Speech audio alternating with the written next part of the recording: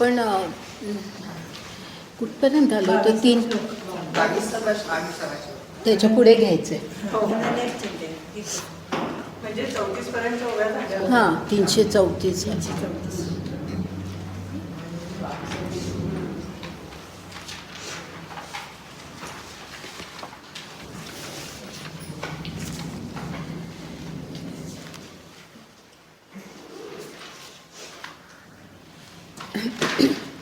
हा 9व्या अध्यायातला थोडा आता शेवटचा भाग राहिलेला आहे, परंतु ह्या शेवटच्या भागामध्ये खूप म्हणजे सगळ्या ह्या 9व्या अध्यायाचं जवळजवळ महत्त्वाचा जो भाग आहे तो सगळा आता शेवटी येतो. तर जो विचार आपण पाहत होतो,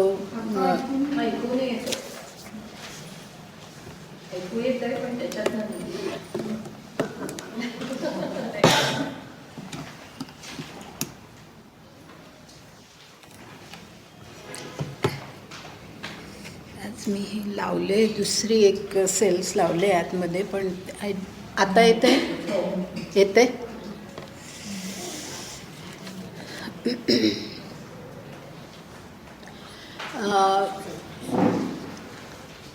ह्या त्याच्या आधीचे श्लोक 21व्या श्लोकापर्यंत आणि त्यानंतरच्या 9व्यांपर्यंत आपण तो जो काही भाग पाहिला त्याच्यामध्ये असं भगवंत अनेक प्रकारे अर्जुनाला सांगतात की यज्ञ किंवा बाकी सर्व प्रकारे आपण जे काही यजन पूजन हवन जे काय आपण सगळं करतो ते करत असताना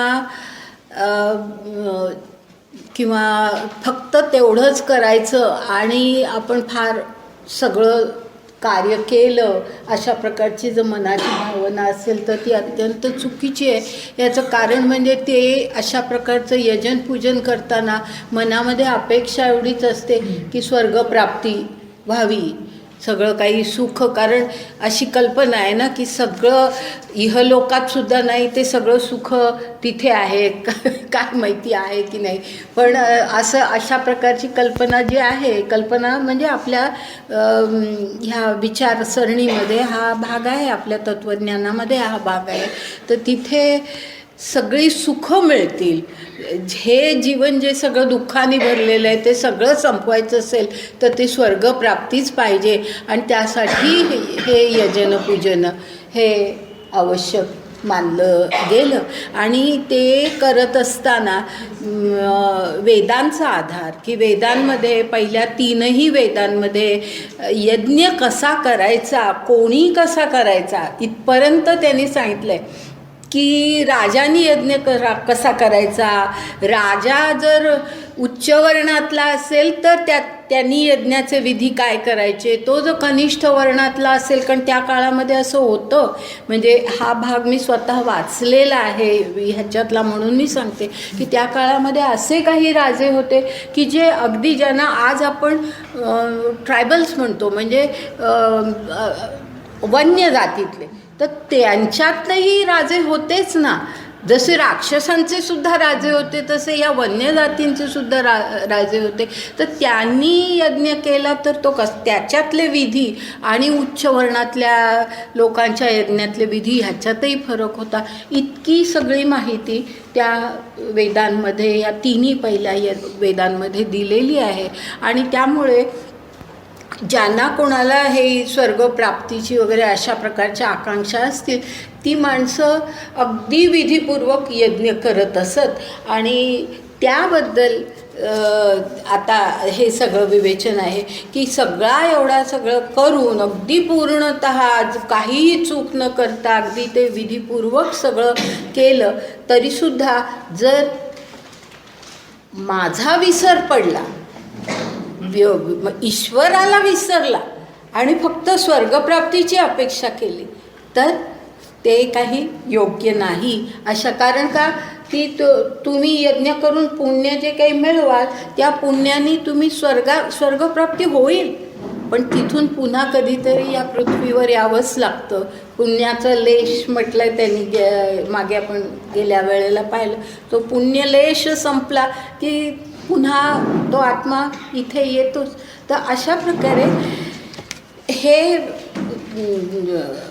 कारण वेदांमध्ये केवळ यज्ञ किंवा केवळ विधी सांगितलेले नाही आहेत. वेदांमध्ये ईश्वराचं स्वरूप सांगण्याचाही खूप प्रयत्न केलेला आहे. तसं वर्णन करता आलेलं नाही पूर्णतः, की अगदी असं म्हणजे हा असा ईश्वर असतो असं पूर्णतः सांगता आलं नाही वेदांना. पण तरीसुद्धा वेदांमध्ये ईश्वराचं स्वरूप, ईश्वरोन्मुख होणं म्हणजे काय, ह्या सर्व गोष्टींचा उल्लेख वेदांमध्ये आहे. पण ते सगळं विसरून वेदांमधला फक्त हाच भाग पाहिला जातो की हे विधीपूर्वक आपण यज्ञ केले की आपल्याला स्वर्गप्राप्ती मिळणार, म्हणजे सगळं काय आपण मिळवलं. तर म्हणून हा जो शेवटचा काही ओव्या पाहिल्या त्याच्यामध्ये मग तया पुण्याची पावटी सरे म्हटलं आहे.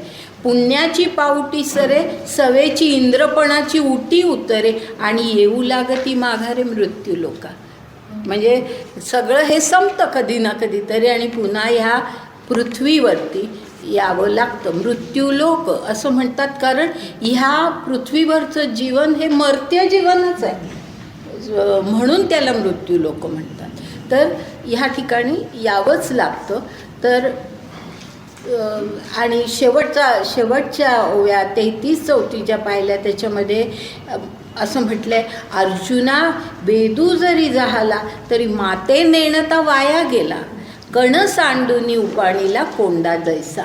अगदी स्पष्ट त्याच्यामध्ये सांगितले, म्हणूनी मज एके विण हे त्रयी धर्म अकारण, आता माते जाणवनी काही नेणं तू सुखी आहोसी.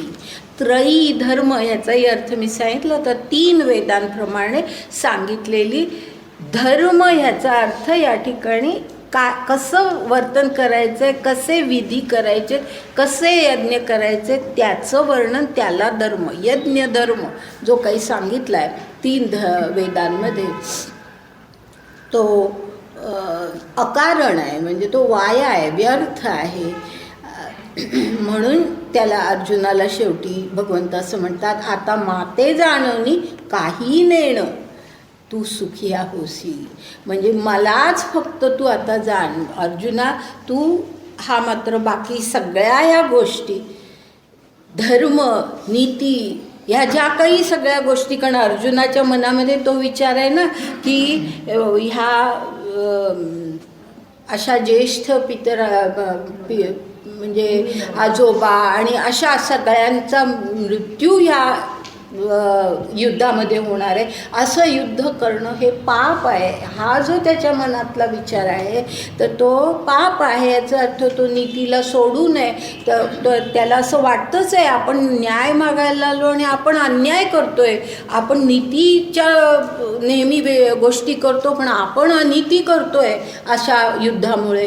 अशा प्रकारचे जे त्याचे मनातले विचार आहेत ते त्यांना घालवायचे आहेत. हे मी प्रथमपासून सांगत आले की अर्जुनाची मनस्थिती ते बदलतायत, त्याच्या मनातले सगळे विचार ते बदलून टाकतायत. आणि म्हणून असं पुन्हा पुन्हा गीतेमध्ये आणि ह्या ज्ञानेश्वरीमध्ये येतं की तू बाकी सगळ्या गोष्टी सोडून दे. आणि मग शेवटी तर सर्व धर्मान परित्यज्य मामेकम शरणं व्रज इथपर्यंत शेवटच्या अध्यायामध्ये ते आले. पण संपूर्ण गीतेमध्ये हे अशा अनेक वेळेला हे सांगितलं आहे आणि जे इथेही सांगितलं आहे, आता माते जाणवनी काही नेणं म्हणजे तू दुसरं काहीही तुझ्या जाणीवेमध्ये ठेवू नको. नेण सोडून दे ते बाकीचे विचार सगळे आणि फक्त माझा विचार कर की हे जे कर्तव्य तुला करायचं आहे हे ईश्वर नियोजित आहे आणि ते ईश्वरासाठी आपण करतोय. ईश्वराचंच ते कर्म आहे. कारण तू ईश्वर आणि अर्जुन आता जर एकरूप झाले तर ते ईश्वराचंच कर्म होतं. अशा प्रकारे जर तू कर्म केलंस तर सुखिया होसी असं त्यांनी सांगितलं. आता हे आपण पाहिलं. त्यानंतर पुढे आपण जाऊया. आता 22 श्लोकानंतरच्या ओव्या आपण पाहूया. पै सर्व भावेसी उखिते जे वोपिले मज चित्ते, जैसा गर्भ गोळू उद्यमाते कोणाही नेणे. ह्यातला पहिला 2 ज्या भाग आहे म्हणजे वोपिले मज चित्ते इथपर्यंतचा एक भाग आणि नंतरचा एक भाग ह्या थोडा आपण वेगळ्या प्रकारे याचा अर्थ की हा समजला की पुढचा समजतो. आता पहिल्यांदा काय म्हटलं आहे, सर्व भावेसी उखिते. उखिते ह्याचा अर्थ एकवटून उखिते. सर्व भावेसी उखिते म्हणजे एकवटून. आणि सर्व भाव ह्याचा अर्थ की आपलं मन बुद्धी जे काही आपल्या मनामध्ये विचार येत आहेत, बुद्धीमध्ये ज्या काही गोष्टी आपल्याला वाटतं की हे विवेकपूर्ण आहे वगैरे, हे सगळं जे काही आहे मन बुद्धी इंद्रिय शरीर ह्या सगळं एकवटून त्याला सर्व भावेसी उखिते म्हटलं आहे. सर्व भावेसी उखिते ह्या सर्व म्हणजे बुद्धी मन आणि इंद्रिय असं म्हणा, हे सर्व गोष्टी एकवटून जे वोपिले मज चित्ते. वोपिले म्हणजे अर्पण केलं. वोपिले मज चित्ते म्हणजे हे सगळं आता बुद्धी मन इंद्रिय ह्यांचं स्वतंत्र अस्तित्वच नाही राहिलं, त्या सगळ्या गोष्टीमुळे अर्पणच करून टाकल्या म्हणून गोपिले म्हटलं की आता त्या अर्जुनाच्या राहिल्याच नाही. अर्जुनाचे विचार हे आता सगळे ईश्वराचे विचार झाले. त्याची बुद्धी त्याचं मन त्याचं इंद्रिय ही सगळी म्हणजे तो जे काही कर्म त्याच्या शरीराने करेल ते कर्मसुद्धा आता ईश्वराचं. म्हणून तो वोपिले म्हणजे ओतलं म्हणतो आपण, तसं आहे ते. ओतलं सगळं ओतून टाकलं, सगळं अर्पण केलं, त्या ठिकाणी सगळं अर्पण केलं. वोपिले मज चित्ते म्हणजे अगदी पूर्ण चित्तानी ह्या सगळ्या गोष्टी ईश्वराला अर्पण केल्या. मग काय होतं, असं झालं, अशी स्थिती झाली की मग काय होतं, तो भाग पुढे आहे. जैसा गर्भगोळू उद्यमाते कोणाही नेणे. म्हणजे जैसा ज्याप्रमाणे गर्भ ज्या वेळेला मातेच्या हृदयात मातेच्या शरीरामध्ये असतो त्यावेळेला त्या गर्भाला काही स्वतःच्या उदरनिर्वाहासाठी काही उद्योग करावा लागत नाही. उद्यमाते असं आहे ते. म्हणजे उद्यमाते ह्याचा अर्थ की गर्भाला जे काही पोषण त्याचं व्हायचं आहे ते सगळं पोषण माता करत असते, बरोबर आहे. त्याला स्वतःला आपल्या पोषणासाठी आपल्या उदरनिर्वाहासाठी किंवा आपलं संरक्षणासाठी काहीही करत नाही. हे सगळं कार्य कोण करतं, माता करते. म्हणून गर्भाचं उदाहरण दिलं आहे की जैसा गर्भगोळू उद्यमाते कोणाही नेणे. म्हणजे कुठला गर्भाला कधी हे करावं लागत नाही, त्याला हे नेणे म्हणजे त्याच्या जाणीवेमध्ये सुद्धा हे येत नाही की आपल्याला काही करायचं आहे काम.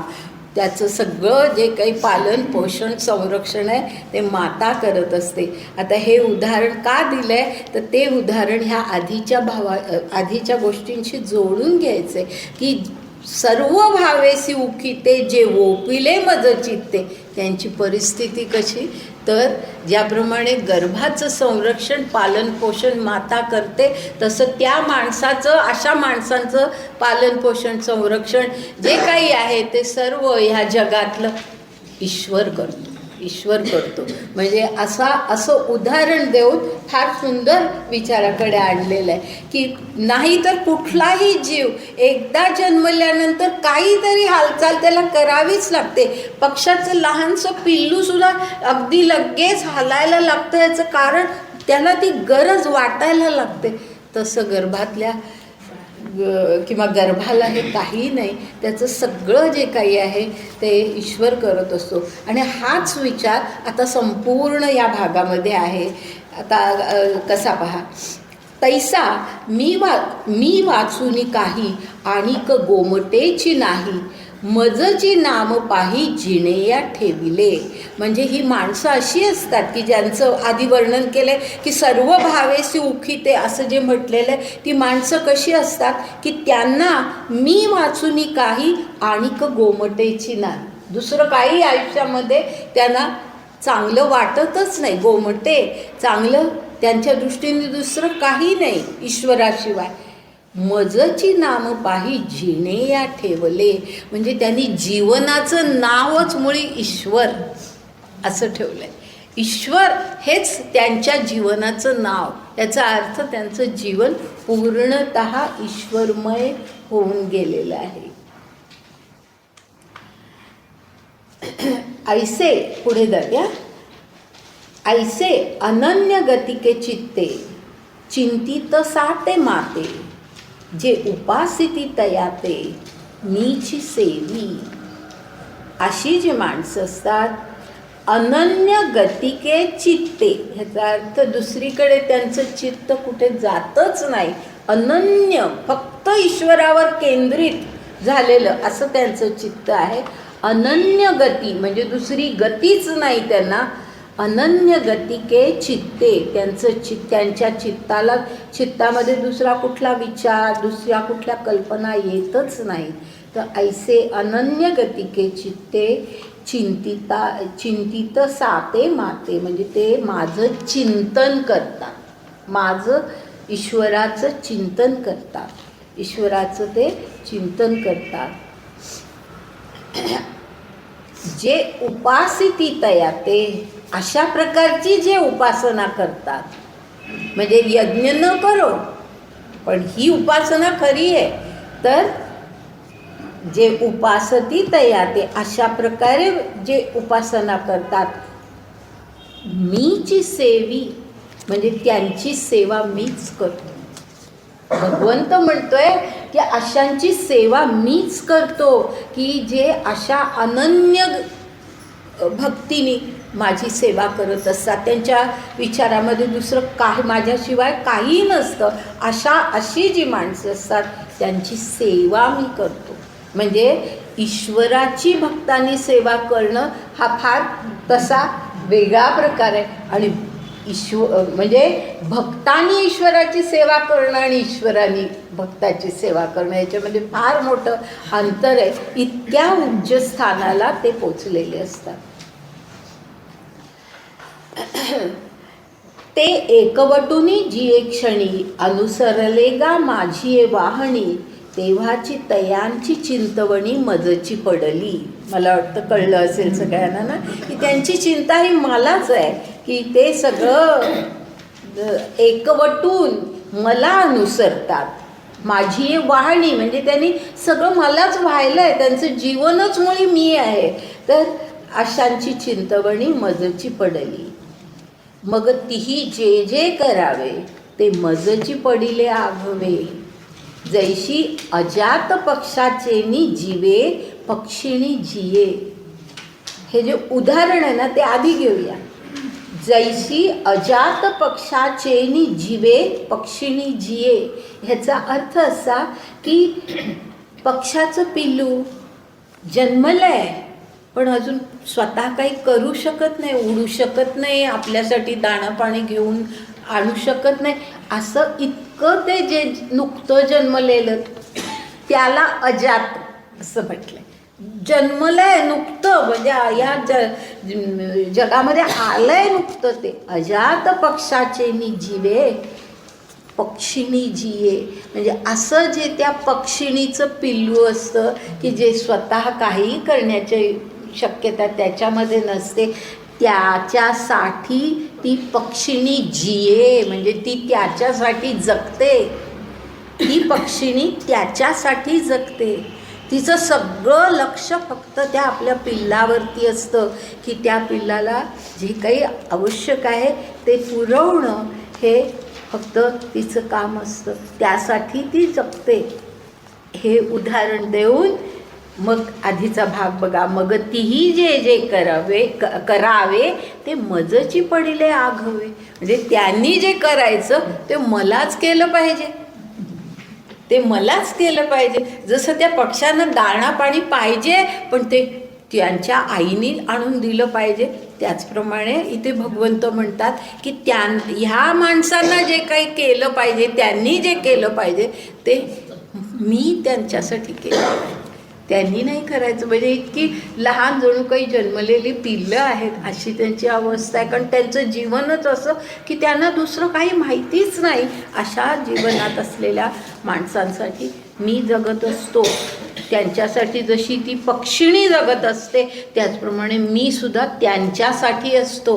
अशी ही फार उच्च सुंदर कल्पना आहे की आणि म्हणून आपल्या ज्या कथा आहेत ना की जनाबाईला दळताना ईश्वराने मदत केली किंवा नामदेव कीर्तन करत असताना प्रत्यक्ष ईश्वर तिथे येऊन नाचला, अशा प्रकारच्या विठ्ठल नाचला, अशा प्रकारच्या ज्या ह्या सगळ्या आपल्या कथा आहेत.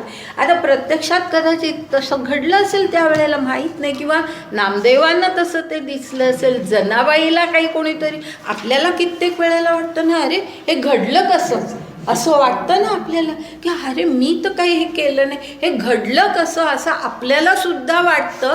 तर ह्यात हे तर केवढ्या उच्च स्थितीला पोचलेले माणसं, त्यांना तर अशा प्रकारे भगवंताची ईश्वराची ही मदत मिळते. कारण त्यांनी जे करायचं ते ईश्वर त्यांच्यासाठी करत असतो.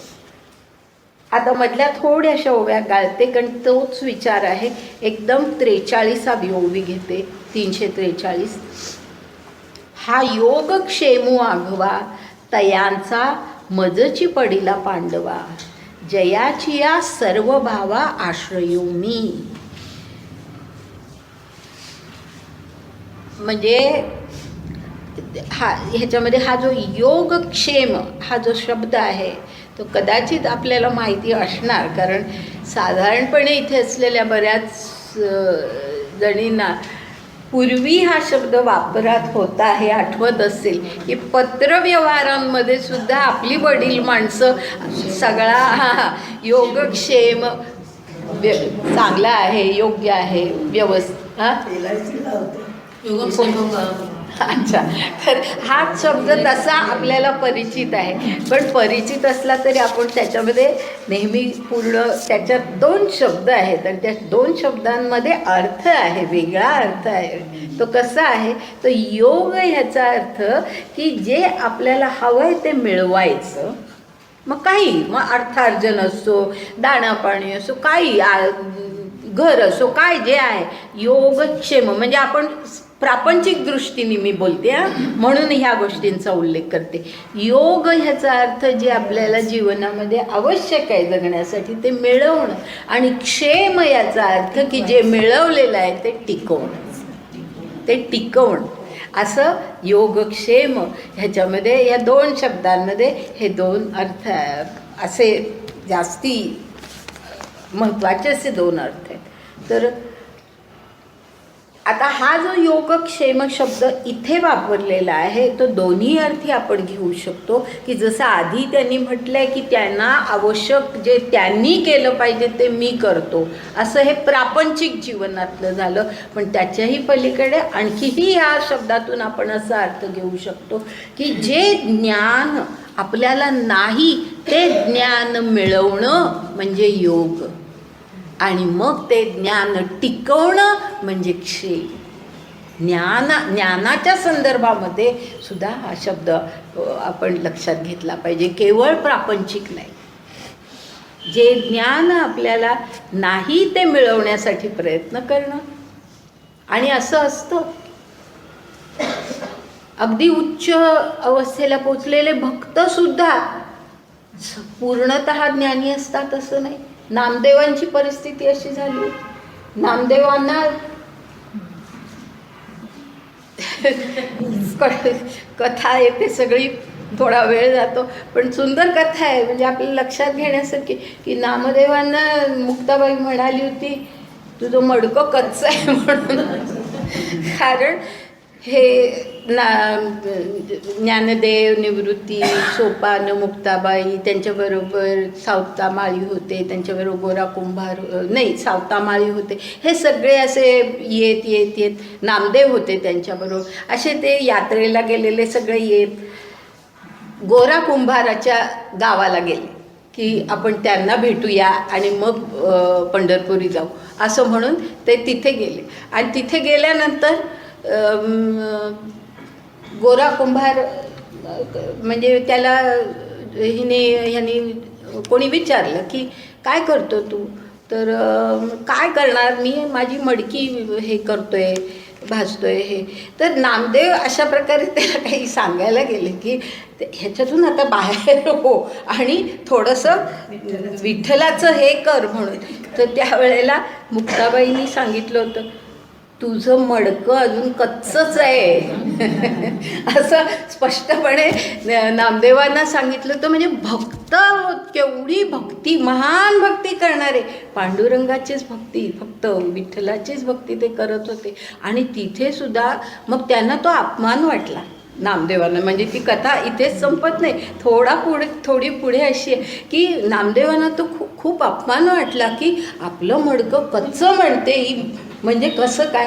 तर म्हणून विठ्ठलाकडे त्यांनी आपलं गाऱ्हाणं हे केलं की मला असं असं म्हणाली. तर विठ्ठलाने सांगितलं की बरोबर आहे, ती म्हणाली त्याच्यामध्ये काहीच चूक नाही. तर कारण तुला असं वाटतं की हे म्हणजे देव जो आहे तो फक्त ह्या इथेच आहे अशी जी तुझी कल्पना आहे ना, ही सुद्धा तुझी चुकीची कल्पना आहे. तू जरा, आणि मग त्याला ह्यांच्याकडे पाठवलं, विसोबा खेचराकडे पाठवलं.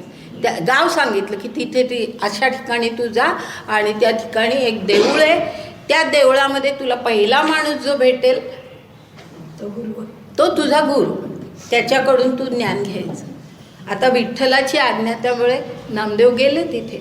आणि तिथे गेल्यानंतर त्यांना देवळामध्ये असं दिसलं की एक माणूस झोपलाय आणि पाय ठेवले ती शंकराच्या पिंडीवरती. ह्यांना भयंकर राग आला.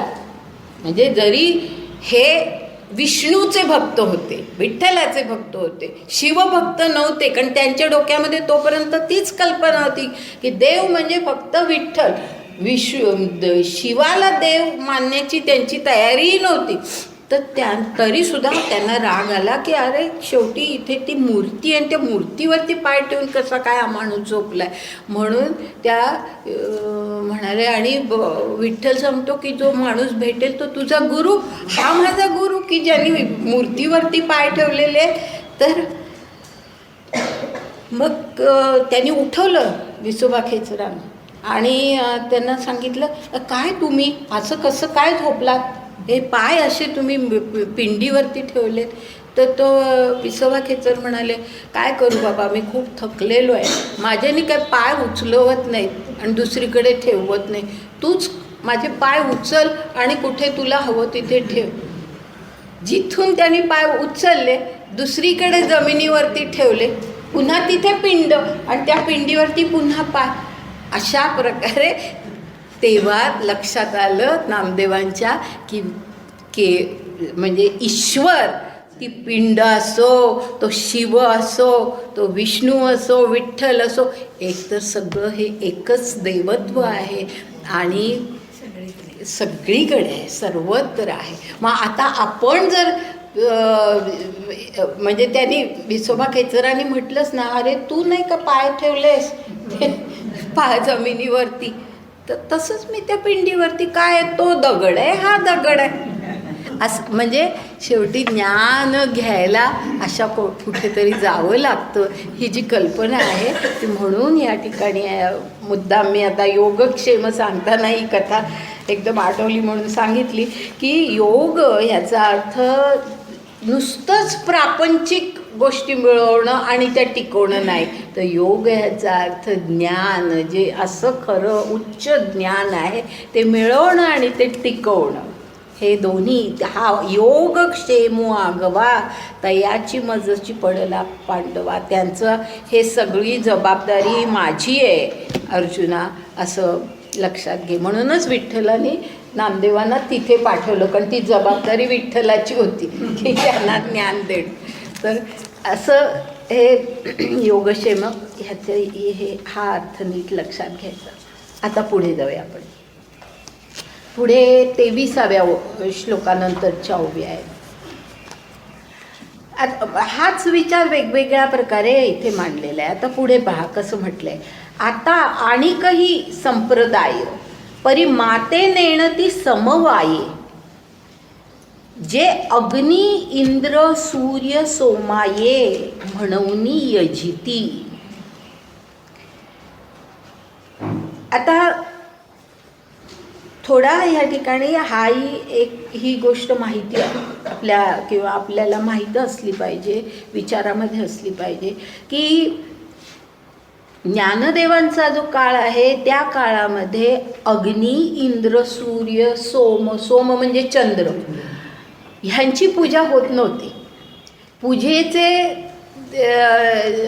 हे म्हणजे ज्या काही देवांच्या कल्पना होत्या ते ब्रह्मा विष्णू म्हणजे जो वेदोत्तर काळ आहे ना आपल्या समाजातला, त्या वेदोत्तर काळामध्ये पूर्वीचे हे सगळे देव इंद्र सोम सूर्य हे जे देव होते त्या कल्पना दूर झालेल्या होत्या. आणि नंतर वेदोत्तर काळामध्ये आपण पहिल्यांदा जे काही देवांच्या कल्पना आल्या त्या म्हणजे ब्रह्मा विष्णू महेश ह्या कल्पना आल्या. आणि त्यानंतर पुढे मग आणखीन आता 13वं शतक ज्ञानदेवांचं म्हणजे आणखीन कितीतरी देवांच्या कल्पना त्यामध्ये आलेल्या होत्या. पण तरीसुद्धा ज्ञानदेवांनी उल्लेख केलेला आहे अग्नी इंद्र सूर्य सोमाय म्हणजे यजन म्हणून यजिती म्हणजे त्यांचं यजन करतात, त्यांच्या नावाने यज्ञ करतात. ह्याचं असं म्हणण्याचं कारण म्हणजे वेदांमध्ये जो यज्ञ करायचा तो कोणाला उद्देशून करायचा ह्याचं जे काही वर्णन आहे त्याच्यामध्ये ह्या देवतांचा उल्लेख आहे.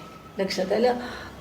म्हणजे असं अग्नये स्वाहा, सूर्याय स्वाहा, सोमाय स्वाहा अशा प्रकारचे उल्लेख त्या ऋचांमध्ये वेदांच्या ऋचांमध्ये आहेत.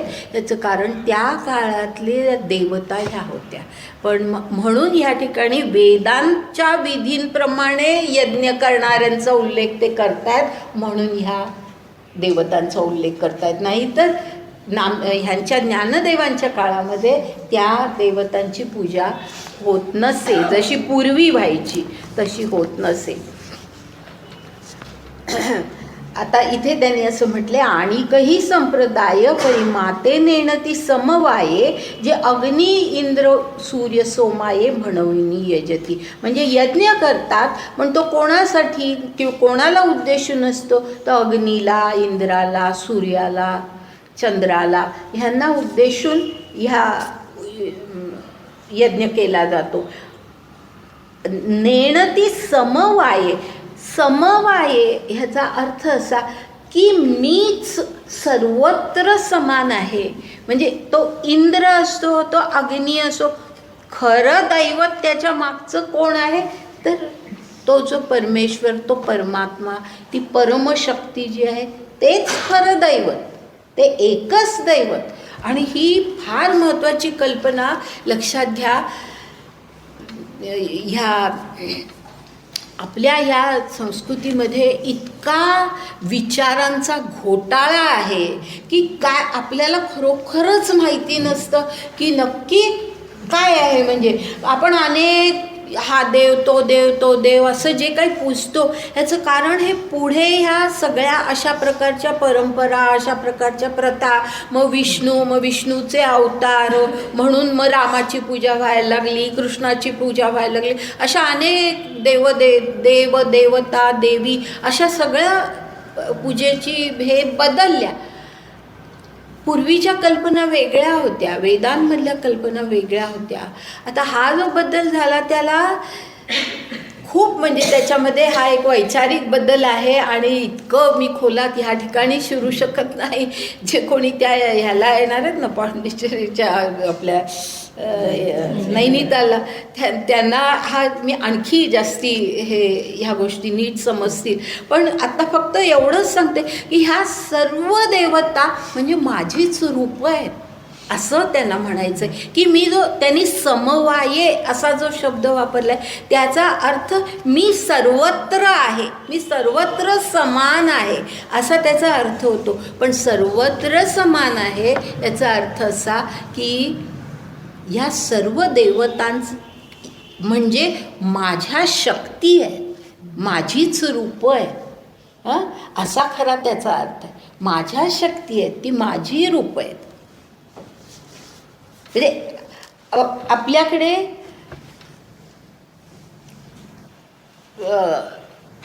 हे मुद्दाम म्हणजे आपल्या ह्याच्यामध्ये हे येत नाही, पण तरीसुद्धा आपल्याला माहिती असावं असं मला सतत वाटतं की काही गोष्टी आपल्याला माहिती असाव्या. ज्या वेळेला आपण हे शिकतो, ज्ञानेश्वरी, गीता यांचं आपण वाचन करतो, त्यावेळेला आपल्याला ह्या आपल्या संस्कृतीमधल्या काही गोष्टी माहिती असायला पाहिजेत. आणि त्यातली ही एक फार चुकीची कल्पना आपलीच नव्हे तर इतरांची, परकीय लोकांची सुद्धा आपल्या संस्कृतीबद्दल झालेली होती की त्यांच्या दृष्टीने, म्हणजे ज्या वेळेला युरोपीय लोक आपल्याकडे आली, ब्रिटिश आले, फ्रेंच आले वगैरे, जे कोणी कित्येक जर्मन लोकांनी आपल्या संस्कृतीचा अभ्यास केलेला, ह्या लोकांनी जो अभ्यास केला त्यांना काय दिसलं तर त्यांना असं दिसलं की अनेक देवतांचा ही माणसं पूजा करतात. ह्याची देवता, त्याची ती देवता, म्हणजे त्याला म्हणतात, इंग्लिशमध्ये त्याला म्हणतात पॉलिथेइझम, म्हणजे अनेक देवतावाद असं त्याला म्हणतात. आलं लक्षात? हे थोडे वैचारिक शब्द आहेत, पण आपल्याला मुद्दाम सांगते की अनेक देवतावाद. आणि त्यामुळे कित्येक ह्या सगळ्या परकीय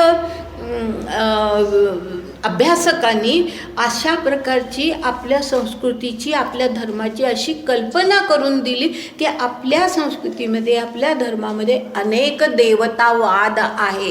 म्हणजे आपण सगळ्या ही देवता, ती देवता, असं अनेक देवता मानतो. ही कल्पना खरं म्हणजे अत्यंत चुकीची आहे. की जे इथे म्हटलेलं आहे ना, ते आपण लक्षात घ्यायचं की ह्या सर्व देवतांच्या मागे मी आहे, माझी ती रूपं आहेत, माझ्या त्या शक्ती आहेत. ही ईश्वराची कल्पना आपल्या समाजामध्ये आहे, आपल्या संस्कृतीमध्ये आहे. आलं लक्षात? आलं? म्हणजे एकच देव, एकच परमात्मा, अनेक देव नव्हे.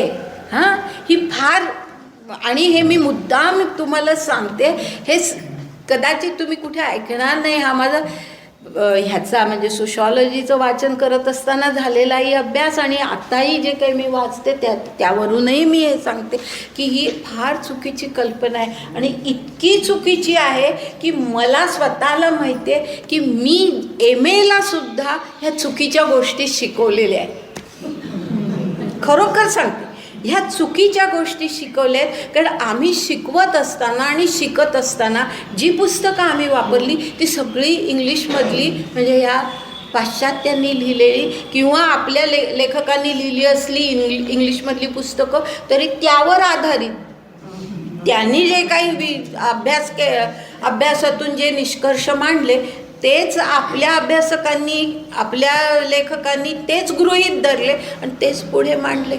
आणि अर्थातच मग आम्ही तेच शिकलो आणि आम्ही तेच शिकवलं.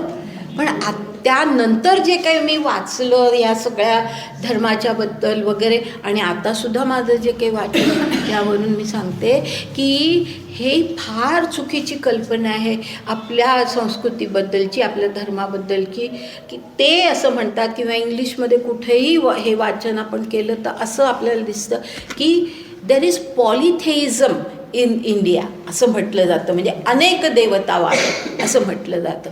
पण म्हणजे दोन शब्द आहेत, एक आहे पॉलिथेइझम आणि त्याच्या विरोधी शब्द आहे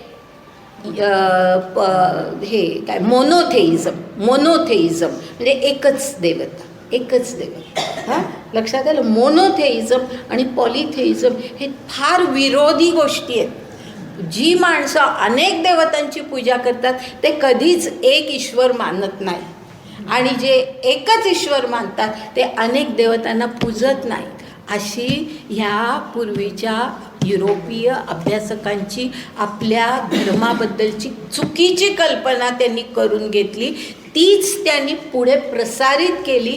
आपल्या भारतीय लेखकांनी सुद्धा तेच लिहिलं आणि अनेक पिढ्यांमध्ये हेच ज्ञान पुढे जात राहिलं.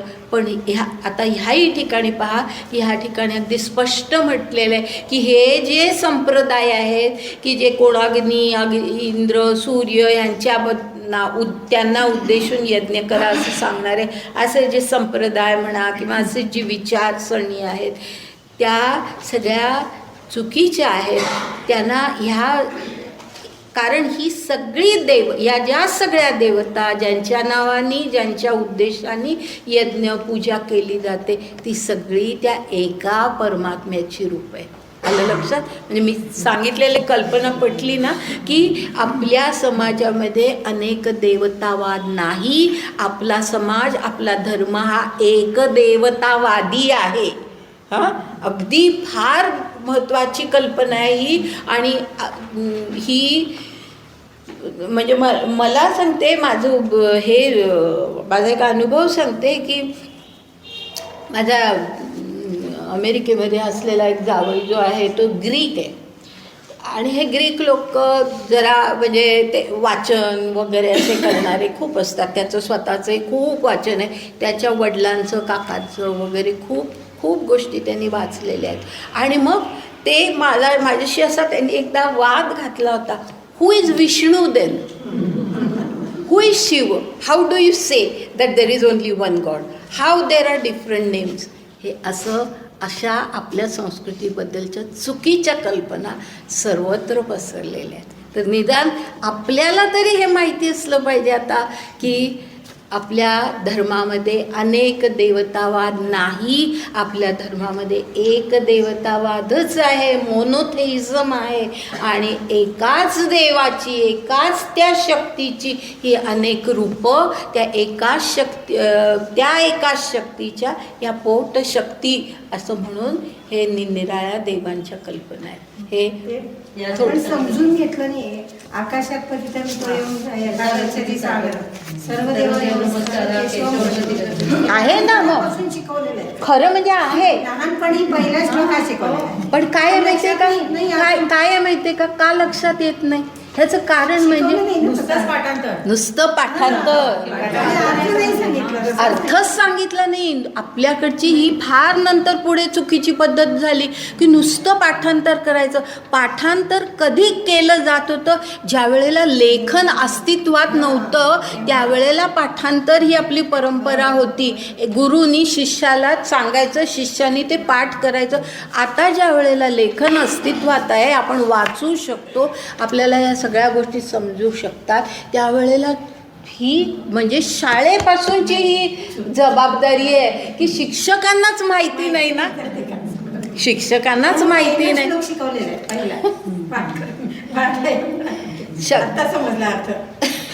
ही म्हणून सांगते की मी सुद्धा शिकवलेलं आहे आणि म्हणजे कॉलेज MAच्या लेवलला शिकवलेलं आहे. आणि त्याच्यामध्ये असे म्हणजे आम्हाला जे कोणी ज्या युरोपीय सोशॉलॉजिस्टचा अभ्यास करायचे असायचे आणि आम्हाला शिकवावं लागायचं.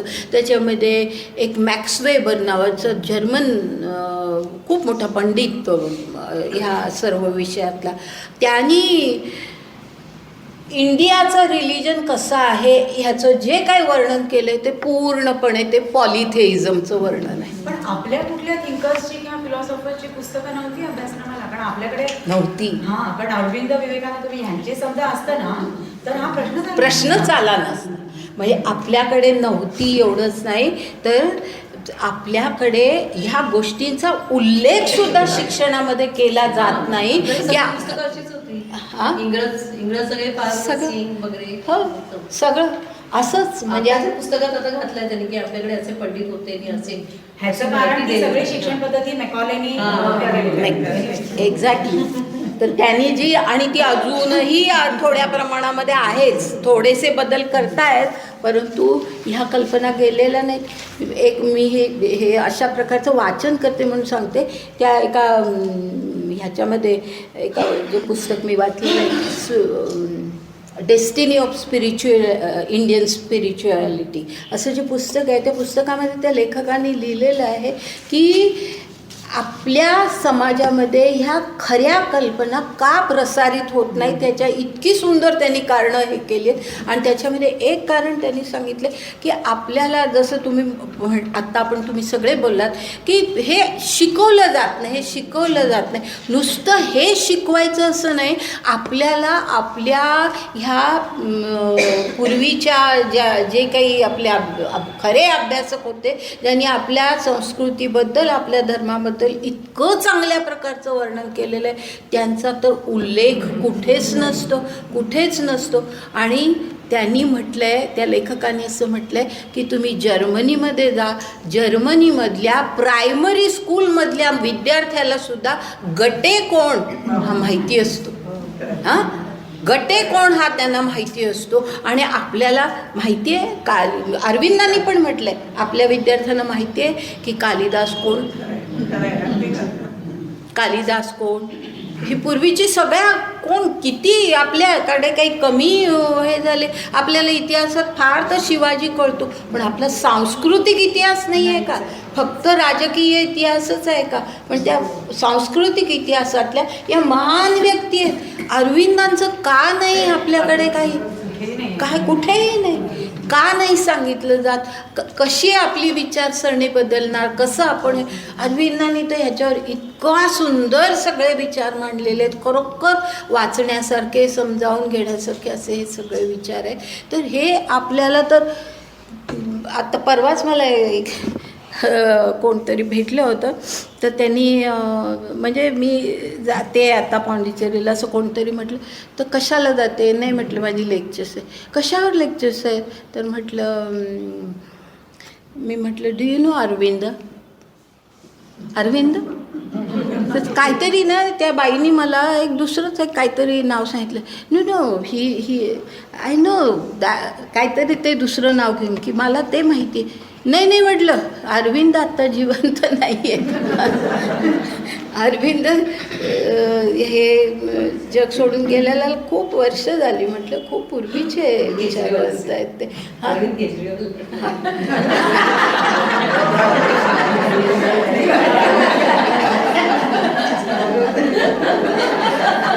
एका श्वासात दोन्ही नावं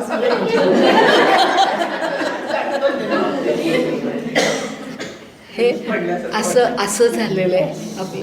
आपल्याला आपली संस्कृती माहीत नाही, आपल्याला आपल्या संस्कृतीबद्दल अभिमान तर सोडा, नुसता अभिमान तर असायलाच पाहिजे, पण अभिमानापेक्षा सुद्धा ही माहिती अशासाठी सुद्धा असायला पाहिजे.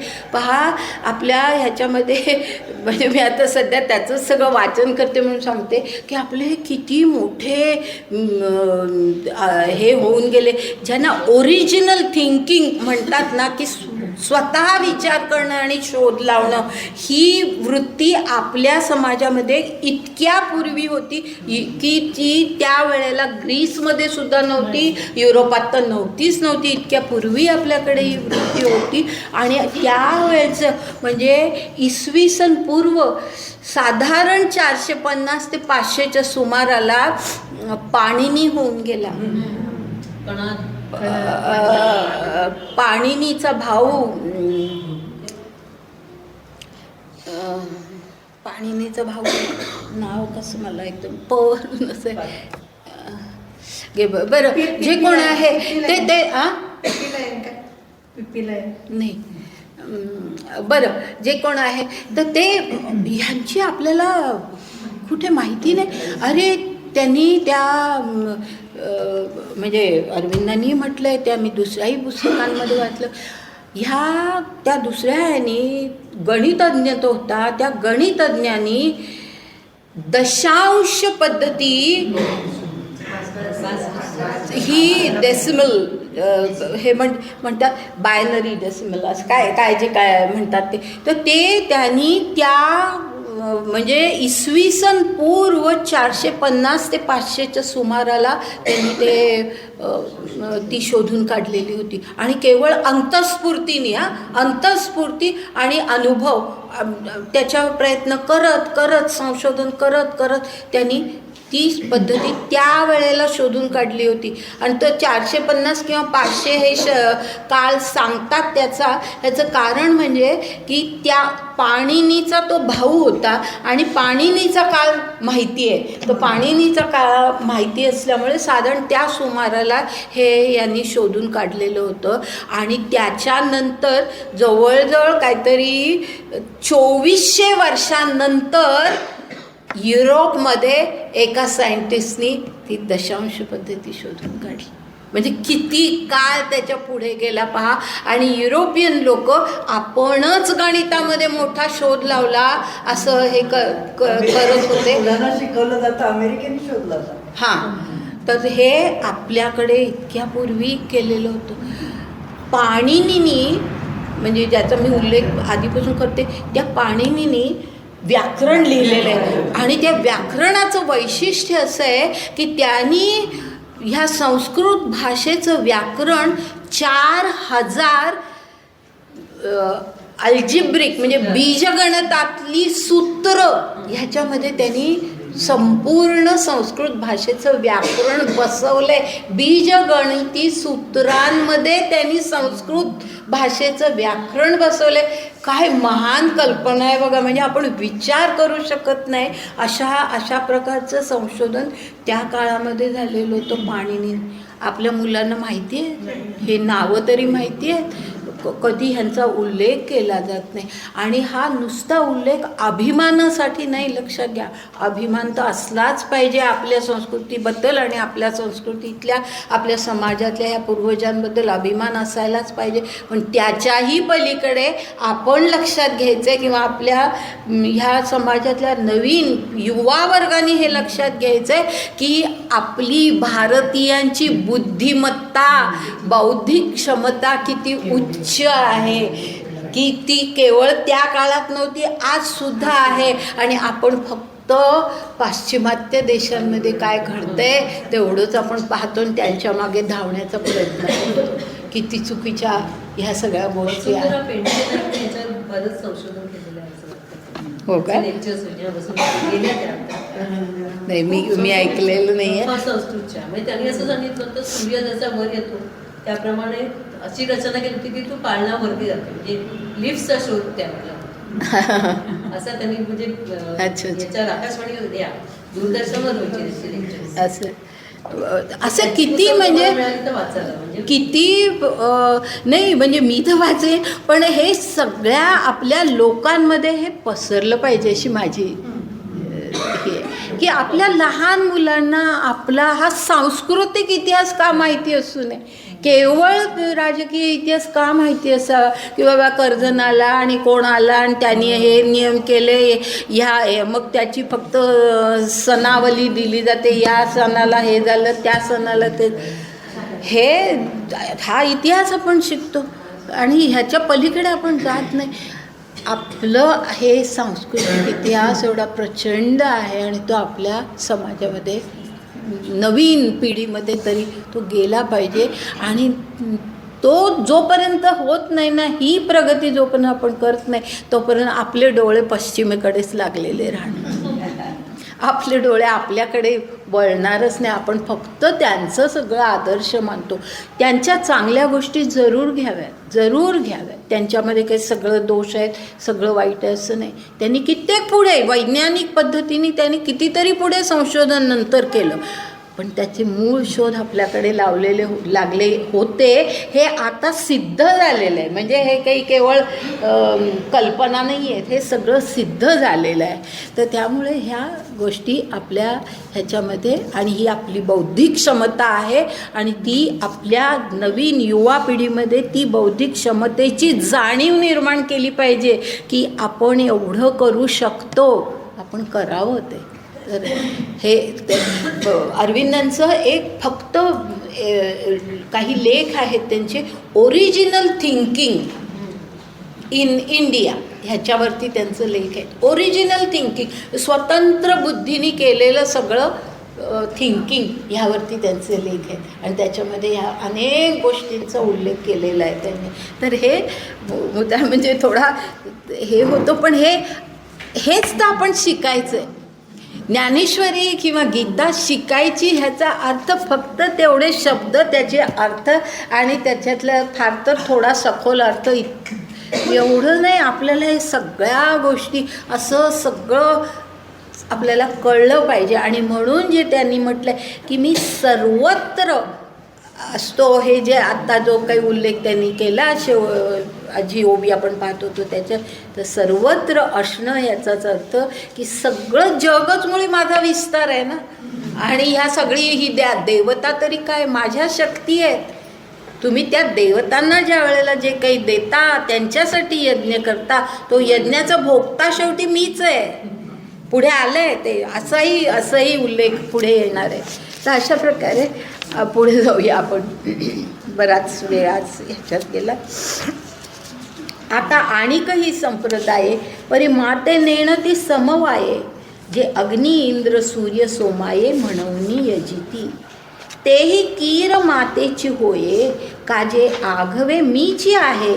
परी ते भजती उजरी नव्हे विषम पडे, असं म्हटलंय. ह्याचा अर्थ असं काय असा आहे की तेही कीर मातेची होय, म्हणजे जे काही ते यजन करतात, जे काही यज्ञ करतात ते शेवटी मलाच मिळतात. कारण त्या सगळ्याचा स्वामी मीच आहे, यज्ञाचा स्वामीमुळे मीच आहे. तर त्यामुळे ते सगळं काही शेवटी मलाच मिळतं. काजे हे आघवे मीची आहे, स्पष्टच शब्दामध्ये मीच आहे. यज्ञसुद्धा मीच आहे. हे त्यांनी आधी गेल्या वेळेला आपण पाहिलं, यज्ञ म्हणजे सुद्धा मीच, भगवंत म्हटले, म्हणजे ईश्वर म्हणजेच यज्ञ. आणि म्हणून आणि मग पुढे म्हटलंय परी, म्हणजे हे खरी परिस्थिती आहे. परंतु असं निरनिराळ्या देवतांना उद्देशून आणि स्वतःच्या वासना तृप्तीसाठी म्हणून जे यज्ञ केले जातात त्यांच्याबद्दल पुढे असा उल्लेख आहे. परी ते भजती उजरी नव्हे.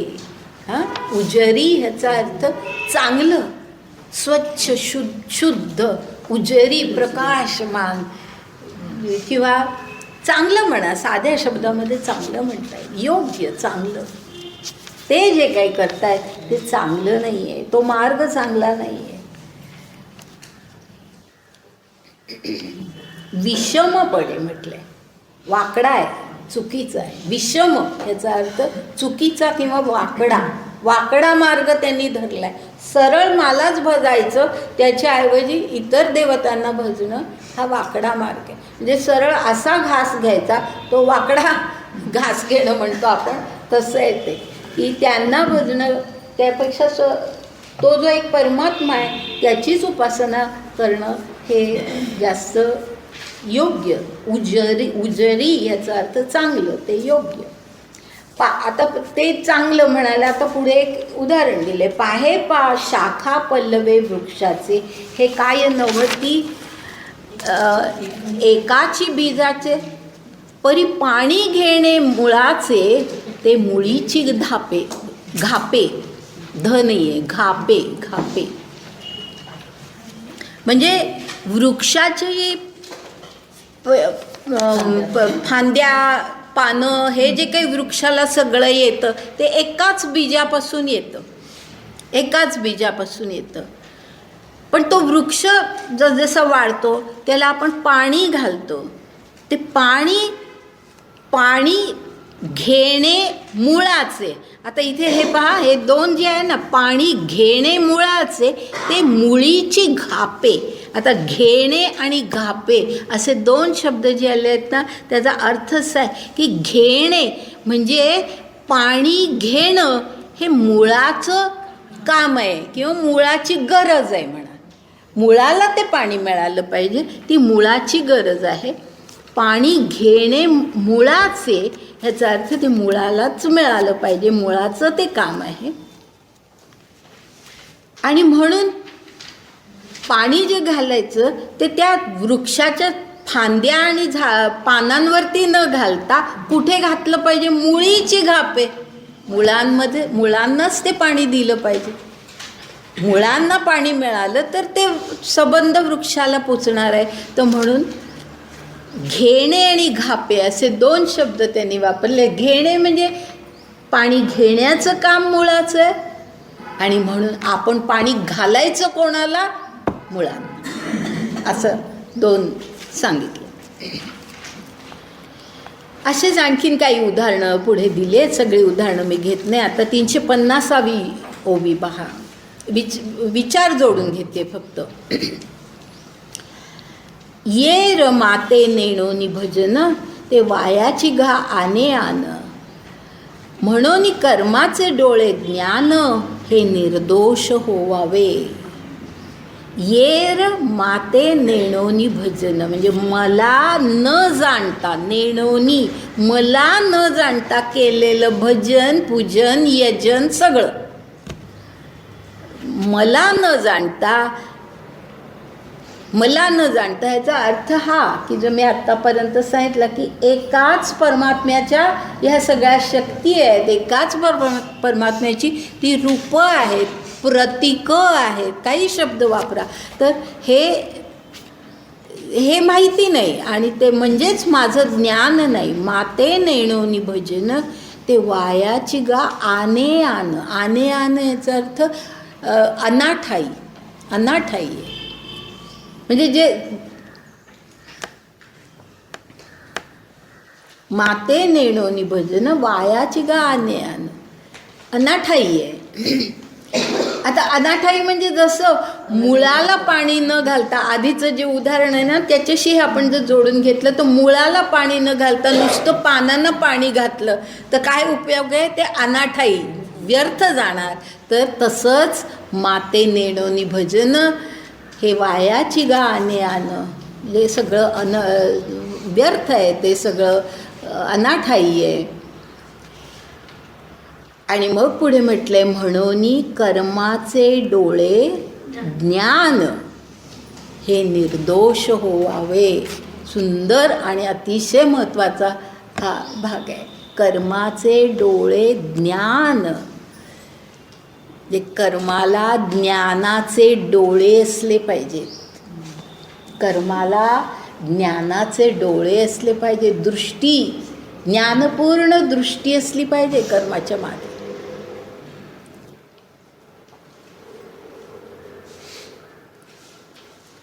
आणि ह्या ठिकाणी हा जो कर्म शब्द वापरला आहे ना, तो आता ज्या संदर्भामध्ये आपण सगळं पाहतो की यज्ञाबद्दल आत्तापर्यंतचा सगळा संदर्भ आहे की नाही, म्हणून त्या यज्ञ या कल्पनेशीच आपण हा कर्म हा शब्द जोडून घेऊया. कसा पहा की जे अगदी पहिल्यापासून होते त्यांना आठवत असेल किंवा आठवत नसेल तर पुन्हा ऐका. मी असा उल्लेख केलेला आठवतो का की वेदवादी लोक जी होती ती असं म्हणत असत की सगळे यज्ञ केलेच पाहिजेत, सगळी कर्मकांड केलीच पाहिजेत, त्याच मार्गाने आपण ईश्वरापर्यंत जाऊ शकतो. कारण हे वेदांमध्ये सांगितलं आहे असं म्हटलं जायचं. हां, वेदवादी त्यांना हा शब्द तर आठवत असेल मी सांगितलेला. वेदवादी लोक असं म्हणत असत की यज्ञ केलाच पाहिजे आणि तो का करायचा तर तो केल्यानेच आपण ईश्वरापर्यंत पोचू शकतो. आणि त्या अर्थाने आता ह्या ठिकाणी कर्म हा शब्द आहे, त्या अर्थाने. हां, तर यज्ञ म्हणजे कर्म, यज्ञ म्हणजे कर्म, यज्ञ म्हणजे कर्म.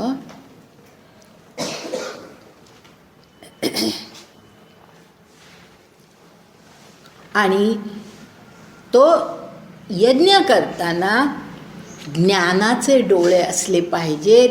ह्याचा अर्थ असा की ज्ञान म्हणजे काय या ठिकाणी तर ज्ञानाचे डोळे म्हणजे पूर्णतः आतमध्ये जाणीव, पूर्णतः आतमध्ये असा भाव असला पाहिजे की यज्ञ करणं की त्याच्यातून आपल्याला हे काहीतरी मिळणार, ह्या ज्या कल्पना. तर यज्ञ करणं, आम्ही यज्ञ केला, आम्ही अशा प्रकारे एवढा सगळा विधीपूर्वक यज्ञ केला, आम्ही सगळ्या अशा प्रकारे पूजा, प्रार्थना, तीर्थयात्रा हे सगळं आम्ही सगळं करत असतो. ह्याच्यामध्ये काय असतो तो आम्ही, मी जो असतो, अहंभाव असतो. अहंभाव असतो. तर ज्ञानाचे डोळे ह्याचा पहिला अर्थ हा आहे की त्यातला अहंभाव गेला पाहिजे. अहंभाव म्हणजे कर्तृत्वाचा मद आणि कर्मफळाचा आस्वाद, या दोन्ही गोष्टी गेल्या पाहिजे. कर्तृत्वाचा मद नको, मी केलं एवढा मोठा यज्ञ, इतकी माणसं आली, असं सगळं वैभव सगळं सांगण्याचा हेतू तोच असतो, मी केलं. म्हणजे तो कर्तृत्वाचा मद असतो. आणि मग पुढे त्याच्या पुढे असा यज्ञ केला म्हणजे ह्या यज्ञाचं फळ मला हे मिळणार, म्हणजे कर्मफळाचा आस्वाद. कर्मफळाचा आस्वाद तोही नको. कर्तृत्वाचा मद नको, कर्मफळाचा आस्वाद नको. हे सगळं ईश्वराला अर्पण ह्या भावनेने ज्या वेळेला आपण करतो, म्हणजे आपलं जीवनच मुळे सगळं अर्पण. मग हे यज्ञ काय आणि पूजा काय आणि सगळं काय, हे ज्ञान, हे ज्ञानाचं म्हणजे कर्तृत्वाचा मद नसणं, कर्मफळाचा आस्वादाची अपेक्षा नसणं, आणि हे सगळं जे काही आपण कर्म करतो, यज्ञ करतो, हे ईश्वर आहे, तोच माझ्याकडून घडवून आणतोय. हे जे तुकारामांचे सगळे अभंग आपण ऐकतो, हे सगळं तेच आहे. तर अशा प्रकारे हे ज्ञानाचे डोळे, कर्माला ज्ञानाचे डोळे असले पाहिजेत. कर्माच्या मागे ज्ञानपूर्ण दृष्टी असली पाहिजे, ती अशी. तर ते इथे फार सुंदर सांगितलं आहे. म्हणून कर्माचे डोळे ज्ञान ते निर्दोष होवावे. निर्दोष असं असलं पाहिजे, त्याच्यामध्ये आपण आलोच नाही पाहिजे. कर्मफळही मला नको आणि कर्तृत्वाचं मदही नको. अशा प्रकारे मी त्याच्यातून काढून टाकायचा, व्यक्तित्व आपलं काढून टाकायचं आणि आहे ते सगळं ईश्वरमय करून टाकायचं. ते ज्ञान, ते कर्माचे डोळे. आणि फार महत्त्वाचं कल्पना आहे ही. अगदी म्हणजे मी काही वेळेला IMP म्हणते तसं. हे विशेषतः फक्त एवढा, म्हणून कर्माचे डोळे ज्ञान ते निर्दोष होवावे, हा भाग अगदी महत्त्वाचा आहे. लक्षात कायम ठेवायचा आपण सुद्धा, की कर्म करताना कुठलंही कर्म असू दे, दान असू दे आणि काय, कोणाच्या आपण उपयोगी पडतो, कोणाला आणि काय करतो, प्रत्येक गोष्टीमध्ये हे आपण ईश्वरासाठी करतो आहे, हीच भावना ठेवायची. की तोच दान तरी तो मी देतो आहे, काय आहे हे सगळं त्याचंच आहे, त्याच्यासाठी मी करतो आहे. आणि सगळ्या ह्याच्यामध्ये ईश्वर भाव, ईश्वरोन्मुखता ज्याला म्हणतात, ती ईश्वरोन्मुखता ठेवणं म्हणजे ज्ञान. पुढे एरवी पाहे पांडुसता या यज्ञोपहारा समजता मी वाचूनी भोगता कवणू आहे. हां, आता मगाशी मी बोलले कोण आहे, ह्या यज्ञांचा भोगता मीच आहे, ईश्वरच आहे. तर आणखीन कोण? तुम्ही यज्ञ या देवाच्या नावाने करा, त्या देवाच्या नावाने करा, शेवटी ते त्या परमेश्वरालाच पोचणार आहे. तर एरवी पाहे पंडुसुता ह्या यज्ञोपहारा म्हणजे जे उपहार तुम्ही यज्ञामध्ये करता, त्याच्यामध्ये आहुती देणं, सगळ्या प्रार्थना करणं, जे सगळे उपहार तुम्ही करता, ते समजता मी वाचूनी भोगता कवणू आहे. कोणी नाही दुसरा, मीच त्याचा भोगता. मी सकळ यज्ञांचा आदी आणि यजना या मीची अवधी. हां, की माते चुकोनी दुर्बुद्धी देवा भजले. म्हणजे इथे दोन शब्द आहे, आदी आणि अवधी असे दोन शब्द आहे. आदी याचा अर्थ सुरुवात किंवा त्याचं उद्देश म्हणा. आदी यज्ञ कशासाठी? तो ईश्वरासाठी. यज्ञाचा आदी कोण? तर ईश्वर, परमेश्वर. तर यज्ञाचा आदी आणि यजना या मीची अवधी. अवधी याचा अर्थ अंत. अंत म्हणजे यज्ञाचा अंतसुद्धा मीच आहे. कारण यज्ञ ही शेवटी काही वेळ चालणारी प्रक्रिया, ती कधीतरी संपते. तर ती संपते, ती कुठे संपते? ती माझ्यापर्यंतच येते आणि संपते. म्हणजे आधी मी, अवधी मी.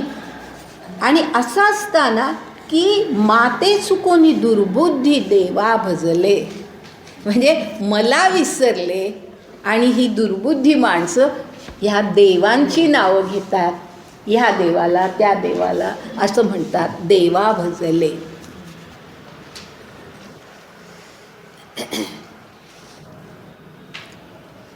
म्हणून पुढची मधली एक ओवी तशाच प्रकारचे म्हणून सोडते. पुढची 54वी ओवी. म्हणून ते पार्था माते न पवतीची सर्वथा, मग मनी वाहिली जे आस्था तेथ आले.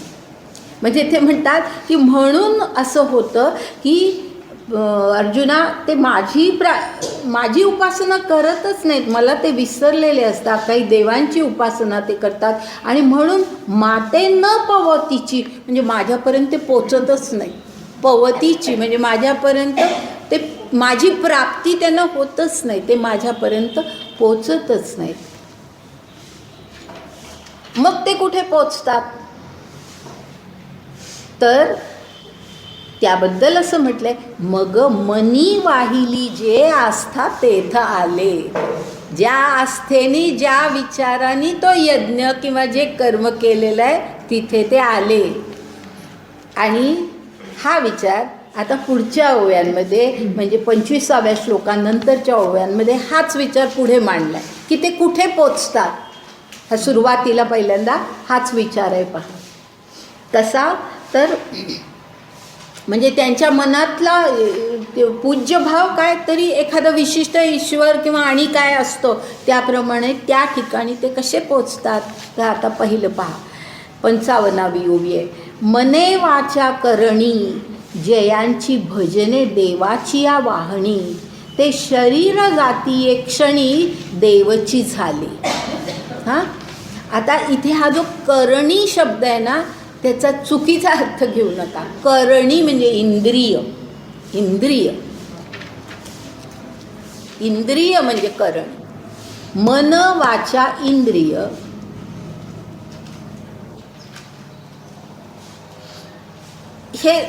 हे सगळं एकवटून भजन कोणाचं करतात?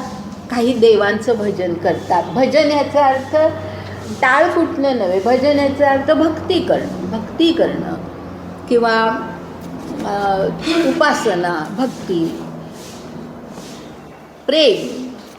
तर ते त्यांचं प्रेम कोणावरती असतं? तर निरनिराळ्या देवांच्या जे काही भजन करतात ते त्याला वाहतात. म्हणजे याचा अर्थ वाहणी म्हणजे त्याच्या उद्देशाने करतात. मग अशी माणसं कुठे? त्यांचं काय होतं? ते शरीर जाती एक क्षणी देवची झाले. देवची झाले याचा अर्थ त्यांना देवत्व प्राप्त झालं असा नव्हे. देवची झाले याचा अर्थ ते देवलोकाला गेले, म्हणजे स्वर्ग लोकाला गेले. देवची झाले म्हणजे देवांना उद्देशून केलेलं, म्हणजे त्यांना त्या देवांच्या शक्ती प्राप्त झाल्या. उपासना त्यांनी अगदी विधीपूर्वक केलेली होती, त्या शक्ती प्राप्त झाल्या. आणि अशा आपल्याकडे कथा आहेत.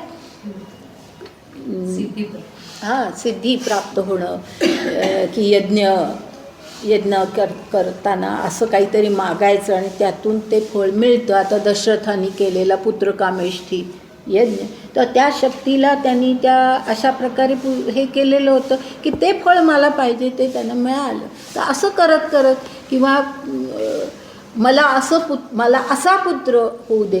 आता सावित्रीची कथा आपल्याला माहिती आहे. ह्या सावित्रीच्या पित्यानी अशीच हे केली होती की मला अशी कन्या, माझी कन्या होऊ दे, माझा जन्म होऊ दे तिचा, की जी म्हणजे ह्याचं ज्ञान, धर्माचं खरं ज्ञान सर्वत्र योग्य प्रकारे पसरवे, की तो परमेश्वर आणि आपण आणि सगळं विश्व ह्याच्यातला जो काही संबंध आहे तो व्यवस्थित जो ती सर्वांना सांगू शकेल अशी कन्या मला माझ्या पोटी येऊ दे.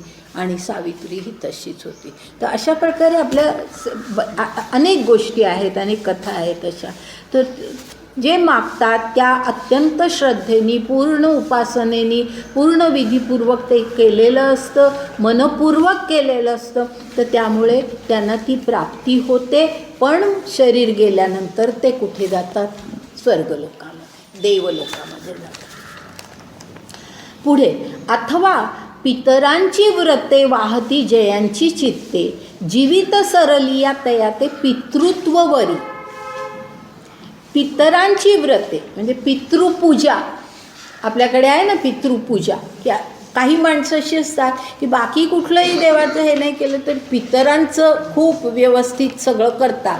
तर पितृपूजा ही अत्यंत महत्त्वाची काही जण मानतात. ही पितरांची व्रतं जी करतात अगदी मनपूर्वक, वाहती जयांची चित्ते म्हटलंय, म्हणजे अगदी मनपूर्वक करतात. आणि त्यांचं काय होतं तर जीवित सरलिया तया ते पितृत्ववरी. ह्याचा अर्थ हे जे सगळं आहे ना, आता जो भाग पाहतो आहोत आपण, त्याच्या मागे कल्पना अशी आहे की आपल्या संस्कृतीमध्ये, आपल्या धर्मामध्ये केवळ पृथ्वी हे विश्व हे एवढंच लोक नाही आहे. म्हणजे हा मृत्यू लोक ह्याला म्हणतात. हे एवढा एकच लोक नाही आहे, ह्याच्या पलीकडे अनेक लोक आहेत. तर मी गेल्याही वेळेला हा उल्लेख केला होता. पितृलोक आहे, देवलोक आहे वगैरे, असं ज्या कल्पना आहेत सगळ्या, तर त्याचा हा उल्लेख आहे की अशी जी माणसं पितरांचं सगळं व्यवस्थित हे करतात त्यांना ते पितृलोकाला जातात. पितृलोक म्हणून जी काही एक स्थान आहे की तिथे आपले काही पूर्वज, काही पूर्वीचे आपले श्रेष्ठ अशा आत्मे त्या पितृलोकामध्ये काही काळ, म्हणजे काही स्वर्गात जातात, काही पितृलोकामध्ये जातात. अशा ज्या आपल्या कल्पना आहेत त्याच्यामध्ये ही कल्पना की अशी ही माणसं पितृत्ववरी, ह्याचा अर्थ ते पितृलोकाला जातात. त्यानंतर पुढे, का क्षुद्र देवतादिभूते तियेची जयांची परमदैवते जिही अभिचारिकी तया ते उपासिले. म्हणजे अशी काही माणसं असतात की जे भूत वगैरे ह्या कल्पनांवरती इतका भयंकर त्यांचा विश्वास असतो की ते उपासना फक्त ह्याच दैवतांची करतात. असं असतं. वेताळ, मुंजा, भूतयोनीतल्या अनेक प्रकार, तर ते त्यांची फक्त पूजा करतात, त्यांची उपासना करतात, असे काही असतात. मग ते त्यांचं काय होतं, ही त्यांची परमदैवत असतात. मग त्यांना काय म्हटलं, जी अभिचारिकी. अभिचार असा जो शब्द वापरला आहे त्याचा अर्थ असा की क्षुद्र देवतांची उपासना, क्षुद्र देवतांची उपासना. अभिचार हा जो शब्द आहे त्याचा अर्थ तो आहे क्षुद्र देवता आहे त्या, त्यांची उपासना म्हणजे अभिचार. अभिचारिकी तया ते म्हणजे त्यांची अशी ते उपासना करतात क्षुद्र देवतांची. आणि मग पुढची ओवी त्याला जोडून आहे, ह्या ओवीला जोडून आहे. तया देहाची जवनिक फिटली आणि भूतत्वाची प्राप्ती झाली, एवं संकल्पवशे फळली कर्मे तया. म्हणजे भूतत्वाची म्हणजे ह्या जवनिक ह्याचा अर्थ बंधन. बंधन तोपर्यंत ते बंधनात, जे देहाच्या बंधनात असतात ते जवनिक फिटली, याचा अर्थ देहाचं बंधन संपलं, देहातून ते बाहेर पडलं आत्मा, की मग ते भूतलोकाला जातात. भूतत्वाची प्राप्ती याचा अर्थ भूतलोकाला ते जातात.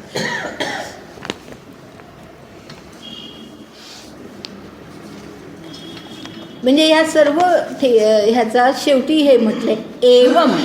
एवं म्हणजे अशा प्रकारे संकल्पवशे फळली कर्मे तया. ज्याप्रमाणे मनात संकल्प केला, ज्या देवतेची उपासना केली, त्याप्रमाणे त्यांना त्याचं कर्माचं फळ मिळालं. पुढची ओवी 59वी. मग मीची डोळा देखिला जिही, कानी मीची ऐकिला, मनी मी भाविला, वाणीला वाचा.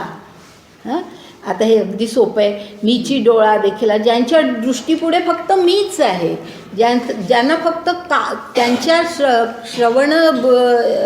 श्रवणाला फक्त माझंच बोल ऐकायला येतात, बाकी काही ऐकायला येत नाही. मनी मी भाविला म्हणजे त्यांच्या मनामध्ये भाव फक्त माझ्याच बद्दलचे दाटलेले आहेत.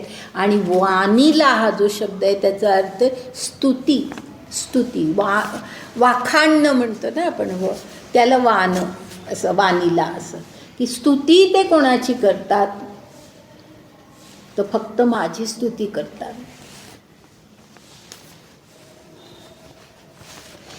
त्या अनंत परमेश्वराची फक्त जे स्तुती करतात ते वाणीला, वाचा, त्यांची वाचा फक्त तेवढ्यासाठी ते वापरतात.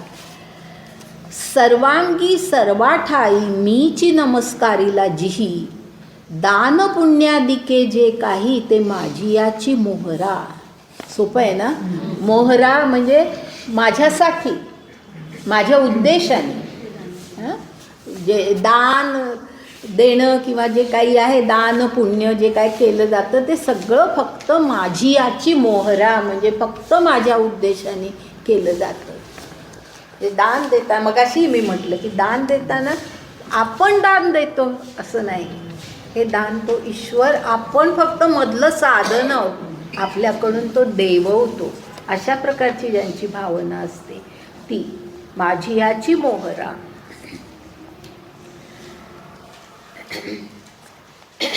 जीही माते, आता अगदी सोपं आहे ते घेत नाही म्हणजे अर्थ सांगत नाही. जीही मातेची अध्ययन केले, जे आत बाहेरी मियाची घाले म्हणजे घाले याचा अर्थ की अनुभव घेणं, व्यापून जाणं, अनुभव घेणं.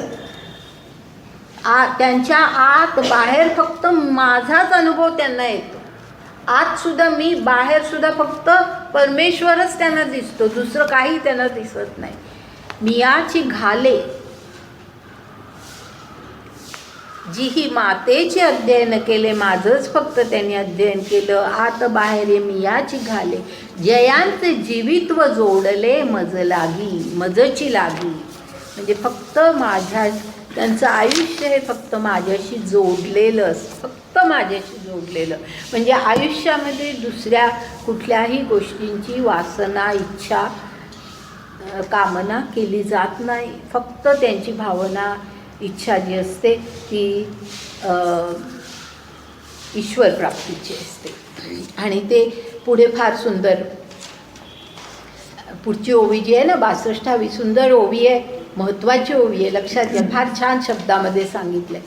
जे अहंकारू वाहत अंगी, आम्ही हरीचे भूषावया लागी, जे लोभिये एकची जगी माझे लोभे. म्हणजे ह्या ठिकाणी सुंदर अर्थ असा आहे की माणसामध्ये, सामान्य माणसामध्ये, कोणाही सामान्य माणसामध्ये ह्या काही गोष्टी स्वाभाविकपणे असतात. अहंकार, मीपणा हा असतो, लोभ असतो, मला हे मिळावं, मला ते मिळावं, हे सगळं असतं.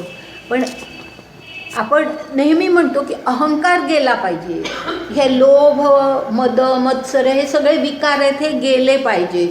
आपण नुसतं म्हणतो गेले पाहिजे. हां, या ठिकाणी फार सुंदर उल्लेख केलेला आहे. ह्या काय तो उल्लेख आहे, जे अहंकारू वाहत अंगी आम्ही हरीचे भूषावया लागी. म्हणजे त्यांना फक्त अहंकार एवढाच की आम्ही हरीचे दास आहोत, आम्ही हरीचे दास आहोत, आम्ही ईश्वराचे दास आहोत, हे त्यांना भूषण वाटतं. आणि ते भूषण लोकांना सांगणं हाच त्यांचा अहंकार. बाकी अहंकार काही, बाकी कुठलाही अहंकार नाही. आम्ही हरीचे दास आहोत, आम्ही ईश्वराचे दास आहोत, हे भूषावया लागी म्हणजे लोकांना ते सांगतात भूषण म्हणून की आम्ही हरीचे दास आहोत. म्हणजे आणि तसंच पुढचंही पहा, आणि मग मी याचं हे करते, जास्ती स्पष्टीकरण करते. दुसरं काय पुढे म्हटलंय, जे लोभिये एकची जगी माझेनी लोभे. म्हणजे लोभ तर माणसामध्ये असतो स्वाभाविकपणे, पण ह्या माणसांना फक्त लोभ कशाचा, फक्त माझा लोभ, माझी प्राप्ती व्हावी, ईश्वराची प्राप्ती व्हावी एवढाच लोभ त्यांच्या मनामध्ये असतो. हां, म्हणजे हे जे आहे ना, हे स्पष्ट करायचं किंवा ह्याच्याबद्दल बोलायचं म्हणजे मी एवढंच सांगेन की अहंकार, लोभ, वासना, कामना हे सगळं माणसामध्ये स्वाभाविकपणे असणाऱ्या गोष्टी असतात. सर्वसामान्य माणसांमध्ये हे सगळं असतं. पण हे जे भक्त असतात त्यांच्यामध्ये अहंकार इतक्या उच्चतम अवस्थेला जातो, अहंकार उच्चतम होतो, त्यांचा लोभ उच्चतम होतो. म्हणजे स्वाभाविक नैसर्गिक असलेल्या भावना पण त्या इतक्या उच्च प्रतीला पोचतात, उच्चतम अवस्थेला पोचतात. ह्याला काय म्हणतात माहिती आहे, म्हणजे मराठीमध्ये म्हणायचं तर हे आपल्या इच्छा, कामना, वासनांचं दैवीकरण आहे. दैवीकरण उच्चतम अवस्था म्हणजे तरी काय की माझ्यासाठी मला काही नको आहे, मला काय हवं आहे, फक्त ईश्वर प्राप्ती हवी आहे, या जगातलं मला काही नको आहे. लोभाचं दैवीकरण, ईश्वरीकरण, लोभाचं ईश्वरीकरण. आलं लक्षात? तात्विक कल्पना आहे, नीट लक्षात घ्या. समजली नाही तर मला पुन्हा विचारा.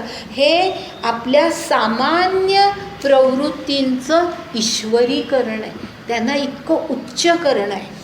इंग्लिशमध्ये त्याला म्हणतात आपल्यामधलं व्हायटल जे असतं, व्हायटल ह्याचा अर्थ आपल्यामध्ये डिझायर्स असतात, इम्पल्सेस असतात, पॅशन्स असतात. आपण अगदी साध्या याच्यात नाही, मला ना ती पॅशन आहे त्याची म्हणतो ना, की पॅशन म्हणजे अगदी इतकं असं वाटतं की मला आतून ते अगदी भयंकर आवडतं. ह्या सगळ्या ज्या पॅशन्स, हे सगळे जे इम्पल्सेस म्हणजे आपोआप स्वाभाविक वृत्ती म्हणतात त्यांना. मराठी त्यांचं भाषांतर करायचं म्हणजे स्वाभाविक वृत्ती असतात ह्या सगळ्या.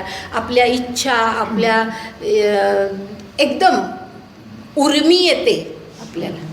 उर्मी शब्द मी आणखीन एक वापरेन. आपल्याला उर्मी येते की नाही मला हे पाहिजे म्हणजे पाहिजे, मी काही करून ते मिळवणार. अशी ही जी उर्मी असते, ह्या ज्या आपल्या इच्छा असतात, आपल्या ज्या वासना असतात, त्या इतक्या उच्च प्रतीला न्यायच्या, त्यांचं ईश्वरीकरण करायचं.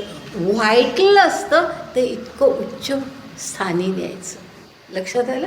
तर व्हायटल हा शब्द कदाचित माहिती नसेल तुम्हाला, पण व्हायटल याचा अर्थ असा की आपल्यामधल्या डिझायर्स, इम्पल्सेस, पॅशन्स हे तर शब्द माहिती असतील. अगदी आपल्या सामान्यतः वाटणाऱ्या उर्मी, आपल्याला वाटणाऱ्या इच्छा, आपल्याला वाटणाऱ्या अपेक्षा, अगदी आतून येणाऱ्या स्वाभाविक वृत्ती, हे जे सगळं असतं ना त्याचं दैवीकरण करून टाकायचं, ते इतक्या उच्च स्थानी न्यायचं. ते इथे आहे की अहंकार कशाचा, तर आम्ही हरीचे दास आहोत ह्याचा अहंकार. लोभ कशाचा, ईश्वर प्राप्तीचा. हे साध्या स्वाभाविक वृत्तींचं ईश्वरीकरण आहे. आलं लक्षात? तर असं ही म्हणजे फार सुंदर, म्हणून मला ही कल्पना, हे शब्द वाचले ना मला इतकं हे झालं की हे आपण सांगायलाच पाहिजे की हे फार सुंदर कल्पना आहे.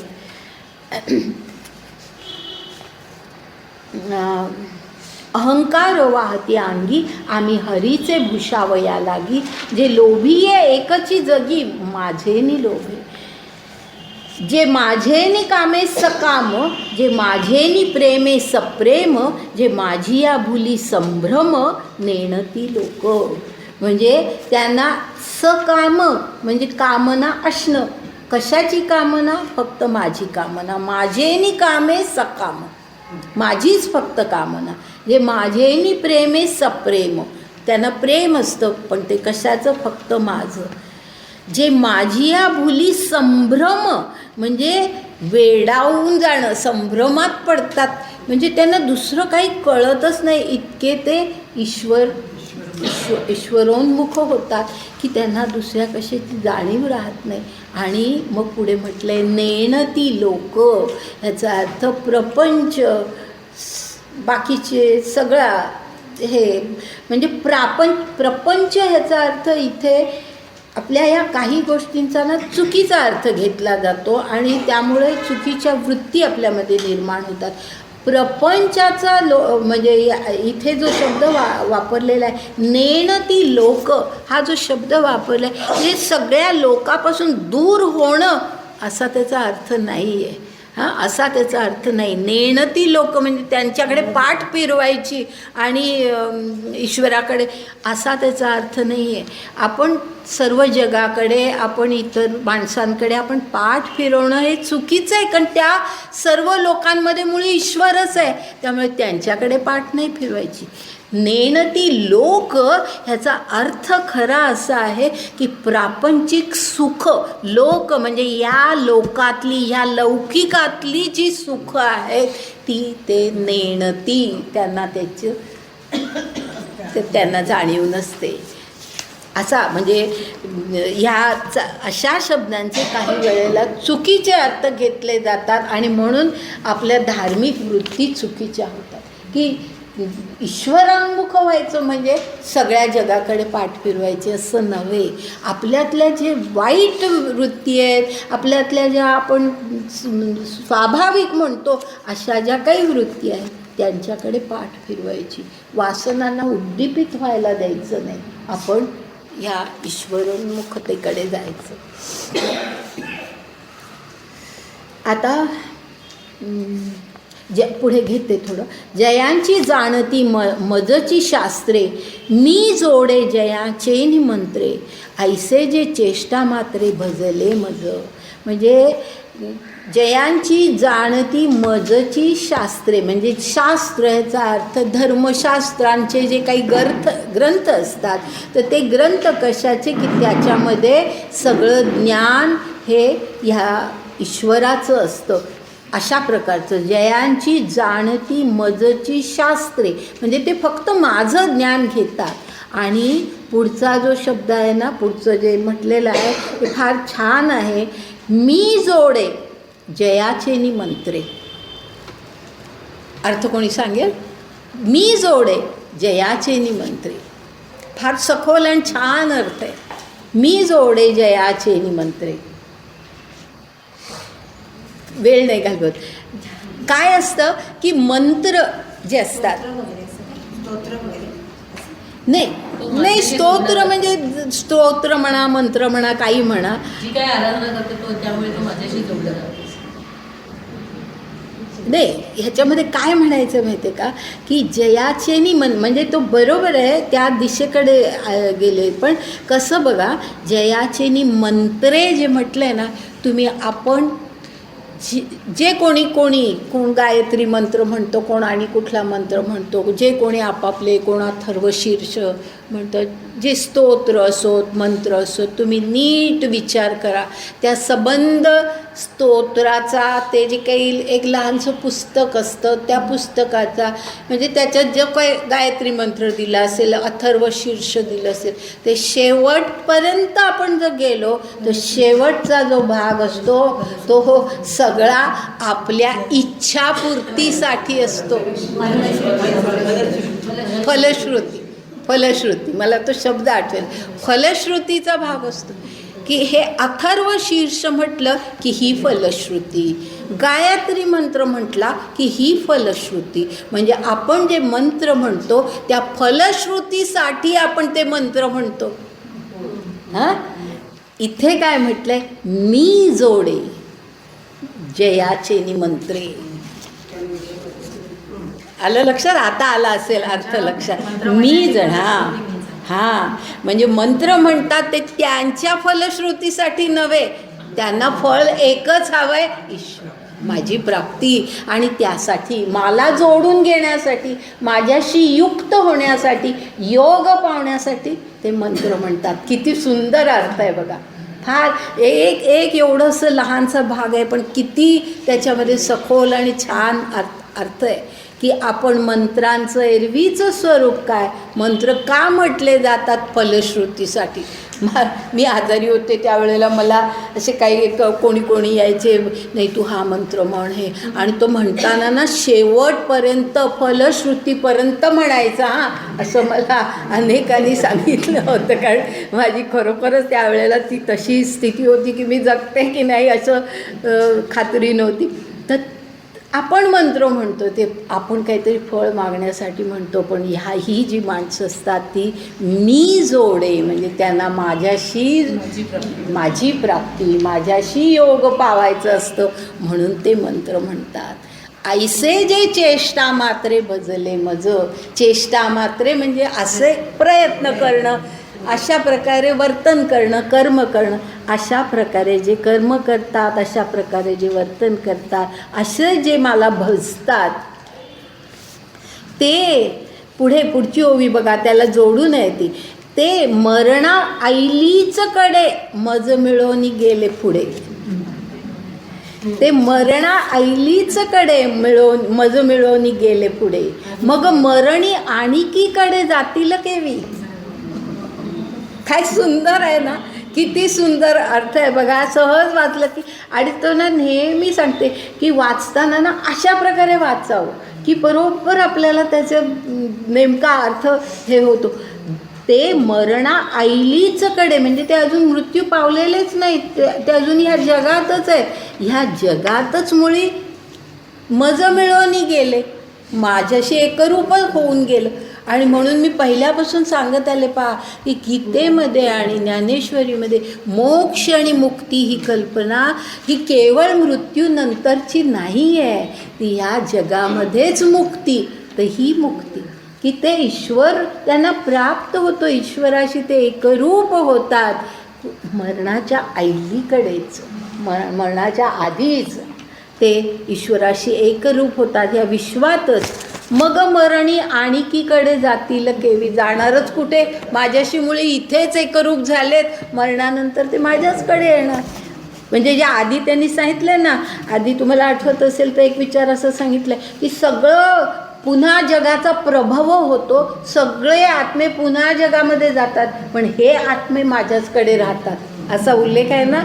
तर ते असं आहे की हे जे आहेत माणसं ते माझ्याचकडे दुसरीकडे जाणारच कुठे, ते माझ्याचकडे जातात.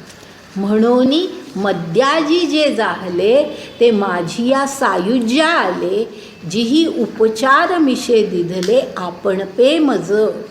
म्हणजे मद्याजी हा जो शब्द आहे ना, हा नीट लक्षात घ्यायचा. तो मद्याजी मद्य आलंय त्याच्यात चुकीचा अर्थ घेऊ नका.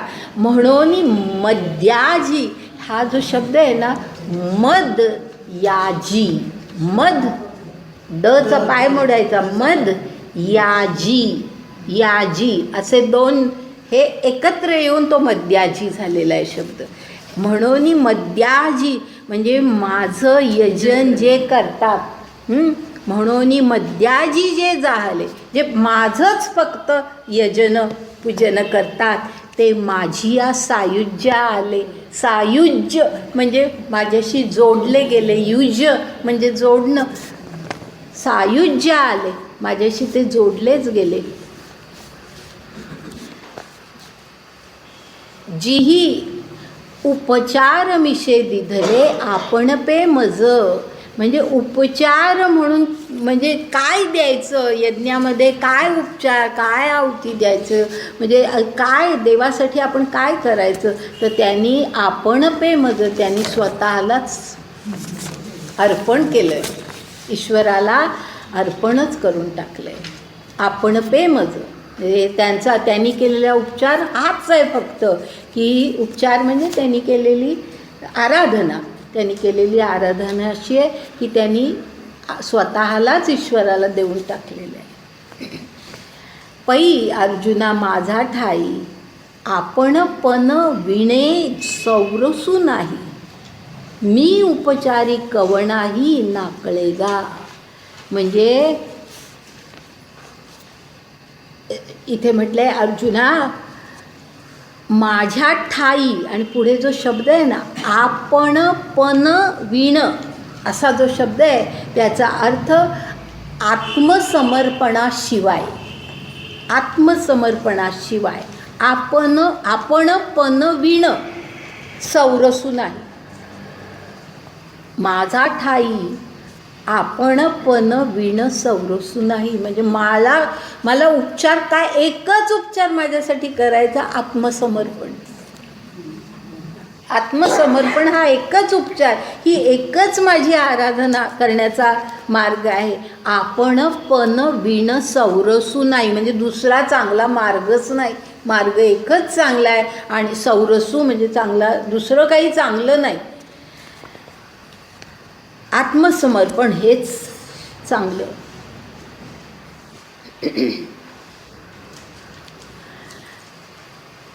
मी उपचारी कवणाही नाकळेगा. म्हणजे तू हे कायम ध्यानात ठेव की मी उपचारी कवण आहे. ह्याचा अर्थ असा की मी दुसऱ्या कुठल्या उपचारांना नाकळेगा. आलं लक्षात? म्हणजे मी दुसऱ्या कुठल्या उपचारांना जाणत नाही, मानत नाही. तुम्ही काय हे द्या, ते द्या, किती मोठं दान करा, तिरुपतीच्या त्या ह्याच्यामध्ये हवं तितकं दान करा, सोनं चांदी हजारो रुपये, काय वाटते लाखो रुपये, हजाराचा फारच कमी झाले. तर हे सगळं तुम्ही करा, मी असल्या उपचारांना नाकळेगा.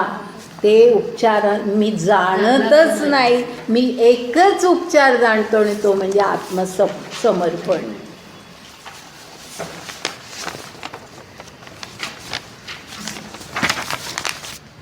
एक थोडंसं घेते हां, अगदी असं मध्ये सोडायला मला जरा हे होतं, कारण आता पुन्हा बुधवार नाही आपण भेटणार आहोत.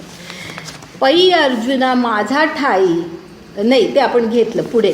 एथ जाणीव करी, हे फार छान आहे. पुन्हा एथ जाणीव करी तोची नेणे, आथिले पण मिरवी तोची उणे. हां, वाचताना लक्षात येईल पहा. येथ जाणीव करी तोची नेणे, आथिले पण मिरवी तोची उणे. आम्ही जाहलो ऐसे जो म्हणे तो काहीच नव्हे. काय सुंदर हे आहे की इथे जे आपण लोक असं म्हणतात आम्ही अगदी आता अध्यात्मातच आहोत वगैरे वगैरे. इथे जाणीव करी म्हणजे आम्हाला सगळं अगदी आम्ही जाणलंय आता, इतकं आम्ही काय गीता ज्ञानेश्वरी तोंड पाठ सगळं कोळून प्यायलंय. सगळं किती एक ग्रंथ आम्ही कोळून प्यायले. हे सगळं जे असतं ना, एथ जाणीव करी तोची नेणे, त्याला काही समजलेलं नसतं. आथिले पण मिरवी म्हणजे आम्ही अगदी फार आथिले पण म्हणजे आम्ही अगदी खूप मोठ्या योग्यतेचे, असं मिरवी तोची उणे, काही नाही त्याच्यामध्ये, शून्य आहे. हां, चांगदेवाला म्हणतात. हां, हो बरोबर, अगदी उदाहरण दिलं चांगदेवाचं की चांगदेवानी इतकी वर्षानुवर्ष, हजारो वर्ष, काय शेकडो, काही वर्ष, 1400 वर्ष. पण त्याचंही स्पष्टीकरण वेगळं आहे. 1400 वर्ष ह्याचं एक वेगळं स्पष्टीकरण आहे. जाऊ दे, मी त्याच्यात नाही पडत आहे. पण त्यांनी एवढं ज्ञान मिळवण्याचा प्रयत्न केला. मुक्ताबाईंनी त्या तू कोरा तो कोरा म्हणजे त्यांनी, कारण ज्ञानदेवानी कोराच कागद पाठवला, तर त्यावेळेला त्याला ते कळलं नाही की असा कोराच कागद का पाठवला. त्यावेळेला त्याला म्हटलं होतं चांगदेवाला मुक्ताबाईंनी, तू कोरा तो कोराच आहेस अजून. तर असं आथिले पण मिरवी तोची उणे, आम्ही जाहलो म्हणजे झालं सगळं प्राप्त झालो आम्हाला. आम्ही जाहलो ऐसे जो म्हणे तो काहीच नव्हे, काहीच नव्हे. तुम्हाला एक हे आठवत असेल रहीमचा दोहा, त्याच्यामध्ये एक असं आहे की रहीमन बात अगम्य की कहत सुनत की नाही, जो जानत है वो कहत नहीं, जो कहत है वो जानत नहीं, तो कहत है वो जानत नहीं तो हा भाग. की कहताय खूप सांगतात की आम्हाला हे येतं ते येतं ते येतं, आम्ही सगळं एवढं सगळं हे केलेलं काहीच नाही ते. अथवा यज्ञदानादी किरीटी याचा अर्थ अर्जुन आई. अथवा यज्ञदानादी किरीटी का तपहन जे हुटहुटी ते तुना एकासाठी न सरे येथ. ह्याचा अर्थ असा की जे सगळं यज्ञ दान तप हे जे सर्व जे केलं जातं त्याच्यामध्ये हुटहुटी जो शब्द आहे ना त्याचा अर्थ असा आहे की ते जर आत्मसमर्पणाशिवाय असेल असा त्याचा अर्थ. त्याच्यामध्ये तुम्ही यज्ञ करा दान द्या त्याच्यामध्ये मी आला की संपलं, घमेंड आली की संपलं. तर हुटहुटी म्हणजे ते हुटहुटी शब्द तो घमेंड बरोबर शब्द वापरला की तो घमेंड या अर्थानेच आहे की ते सगळी हुटहुटी असते, म्हणजे सगळी घमेंड असते की आम्ही यज्ञ करतो, आम्ही दान करतो, मग आपल्या नावाचे बोट्स लावायचे वगैरे वगैरे. तर हे जे यज्ञ दानादी तप हन हे जे सर्व जे केलं देखाव्यापुरतं हुटहुटी म्हणजे त्याच्यामध्ये भाव काही नाही, ईश्वराबद्दलचा काही भाव नाही, हुटहुटी आत्मसमर्पण नाही. आणि असं जे असतं ना अशा प्रकारचे यज्ञ तप दान हे जे सगळं असतं ते कसं असतं ते तुणा एकासाठी न सरेथ म्हणजे त्या सर्वाला गवताच्या काडीची किंमत नाही असं म्हटलं. गवताच्या काडीची किंमत नाही. तुण म्हणजे गवत, गवताच्या काडीची सुद्धा किंमत नाही. पाये जाणीवेचे निबळे कोणी वेदापासून असे आगळे की शैशाहुनी तोंडागळे बोलके आधी. म्हणजे या ठिकाणी असं म्हटलं आहे हा जो शेष नागाचा उल्लेख आहे पण त्याच्या आधी वेदांचा उल्लेख आहे. इथे असं म्हटलं आहे कोणी वेदापासून असे आगळे म्हणजे ह्याचा अर्थ की वेदांमध्ये जितकं ज्ञान आहे तितकं आहे का कोणाला नाही आहे. वेदांइतकं ज्ञान कोणाला नाही आहे. वेदापासून असे आगळे इतकं म्हणजे वेदांमध्ये वेद हे पूर्ण ज्ञानाने भरलेले आहेत असं त्यांना म्हणायचं आहे. आणि शिवाय ते वेद कसे आहेत तर शेषाहुनी तोंडागळे बोलखे आथी. ह्याचा अर्थ असा की शेषनाग ही जी कल्पना आहे त्या शेषनागाला 1000 मस्तकं असतात अशी कल्पना आहे. म्हणजे पृथ्वी शेषनागाने त्याच्या मस्तकावर धारण केली अशा प्रकारची पुराणातली कथा आहे. तर शेषाहुनी तोंडागळे म्हणजे ती त्याच्यापेक्षा जास्त म्हणजे शेषाहुनी म्हणजे त्या शेषनागाला सहस्र असतील त्यापेक्षा जास्त तोंड वेदाला आहेत असं म्हटलं. ह्याचा अर्थ की वेद इतकं ज्ञान देतो, वेद इतकं ज्ञान देतो. तोंडागळे म्हणजे इतक्या वेगवेगळ्या प्रकारे खरं म्हणजे वेदामध्ये ज्ञान आहे.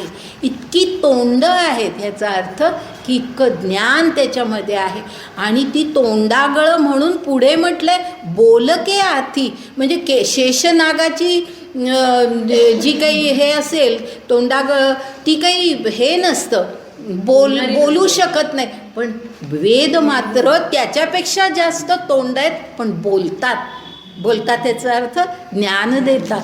बोलतात याचा अर्थ ते ज्ञान देतात म्हणजे त्याच्यामध्ये ज्ञान भरलेलं आहे आणि ते ज्ञान देतात. इतकं ज्ञान एवढ्या प्रकारचं ज्ञान वेद देतात. त्याला वेदांबद्दल असं पुढे काय म्हटले पहा तोही म्हणजे ते वेदसुद्धा तोही अंथरुणात तळवटी दडे येरू नेती म्हणून बहुडे. असं आधी एवढ्याचाच अर्थ सांगते की एवढा ज्ञानपूर्ण असलेला तो वेद तो सुद्धा ईश्वराचं स्वरूप काय असा प्रश्न आला की तो अंथरुणात तळवटी दडे लपून बसतो. सांगता येत नाही, वेदांनाही सांगता येत नाही की ईश्वर म्हणजे काय हे वेदांनाही सांगता येत नाही. आणि म्हणून येरू म्हणजे ते वेद काय करतात, नेती नेती म्हणून बहुडे, म्हणजे नाही बाबा हे नाही, हा ईश्वर नाही असं सांगितलं, हा ईश्वर नाही, अनेक प्रकारे सांगण्याचा प्रयत्न करतात पण सांगता येत नाही म्हणून वेदांनाही नाही कळला. हा वेदांनाही नाही कळला. वेदांनाही नाही. एथ सनकादिक वेडे पिसे जाहले, हा जो सनक शब्द आहे तो मागे अगदी फार सुरुवातीला ज्ञानेश्वरीमध्ये येऊन गेला आहे. सनक हे फार प्राचीन काळातले एक अत्यंत बुद्धिमान आणि ज्ञानी असे ऋषी होऊन गेले. सनक अत्यंत बुद्धिमान, खूप अंतःस्फूर्तीने त्यांनी ज्ञान मिळवलं, देण्याचा प्रयत्न केला, तर म्हणून सनकांचा उल्लेख केला. तर सनकादिक म्हणजे सनक आणि त्यांच्यासारखे इतर, हां भाऊच नाही, त्यांच्यासारखे इतर त्या काळातले प्राचीन ऋषी पिसे जाहले, म्हणजे त्यांना वेड लागलं, त्यांना नाही सांगता आलं की काय ईश्वराचं स्वरूप वर्णन कसं करायचं हे त्यांना सांगता आलं नाही. म्हणजे इतके थोर पण त्यांनासुद्धा ते सांगता आलं नाही. आणि वेदान इतकं ज्ञान तर कशातच नाही, पण वेदच म्हणतो की ईश्वर म्हणजे काय हे आपल्याला माहिती नाही. आणि मधल्या आता ओव्या गाळा आणि पुढची एक अत्यंत महत्त्वाची आणि सुंदर ओवी आहे, अगदी IMP, अगदी कायम लक्षात ठेवा, फार सुंदर आहे. म्हणजे केवळ इथेच नाही, आपल्या जीवनामध्ये खूप खूप आपल्याला काहीतरी देणारी अशी ओवी आहे ही. आणि ती ओवी आहे 78वी ओवी.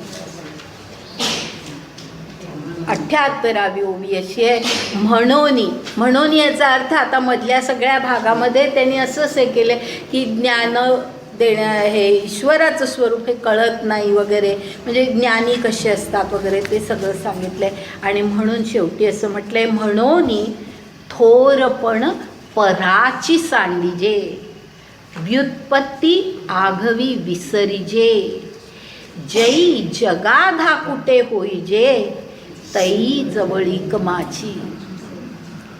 काय अतिशय सुंदर ओवी आहे ही.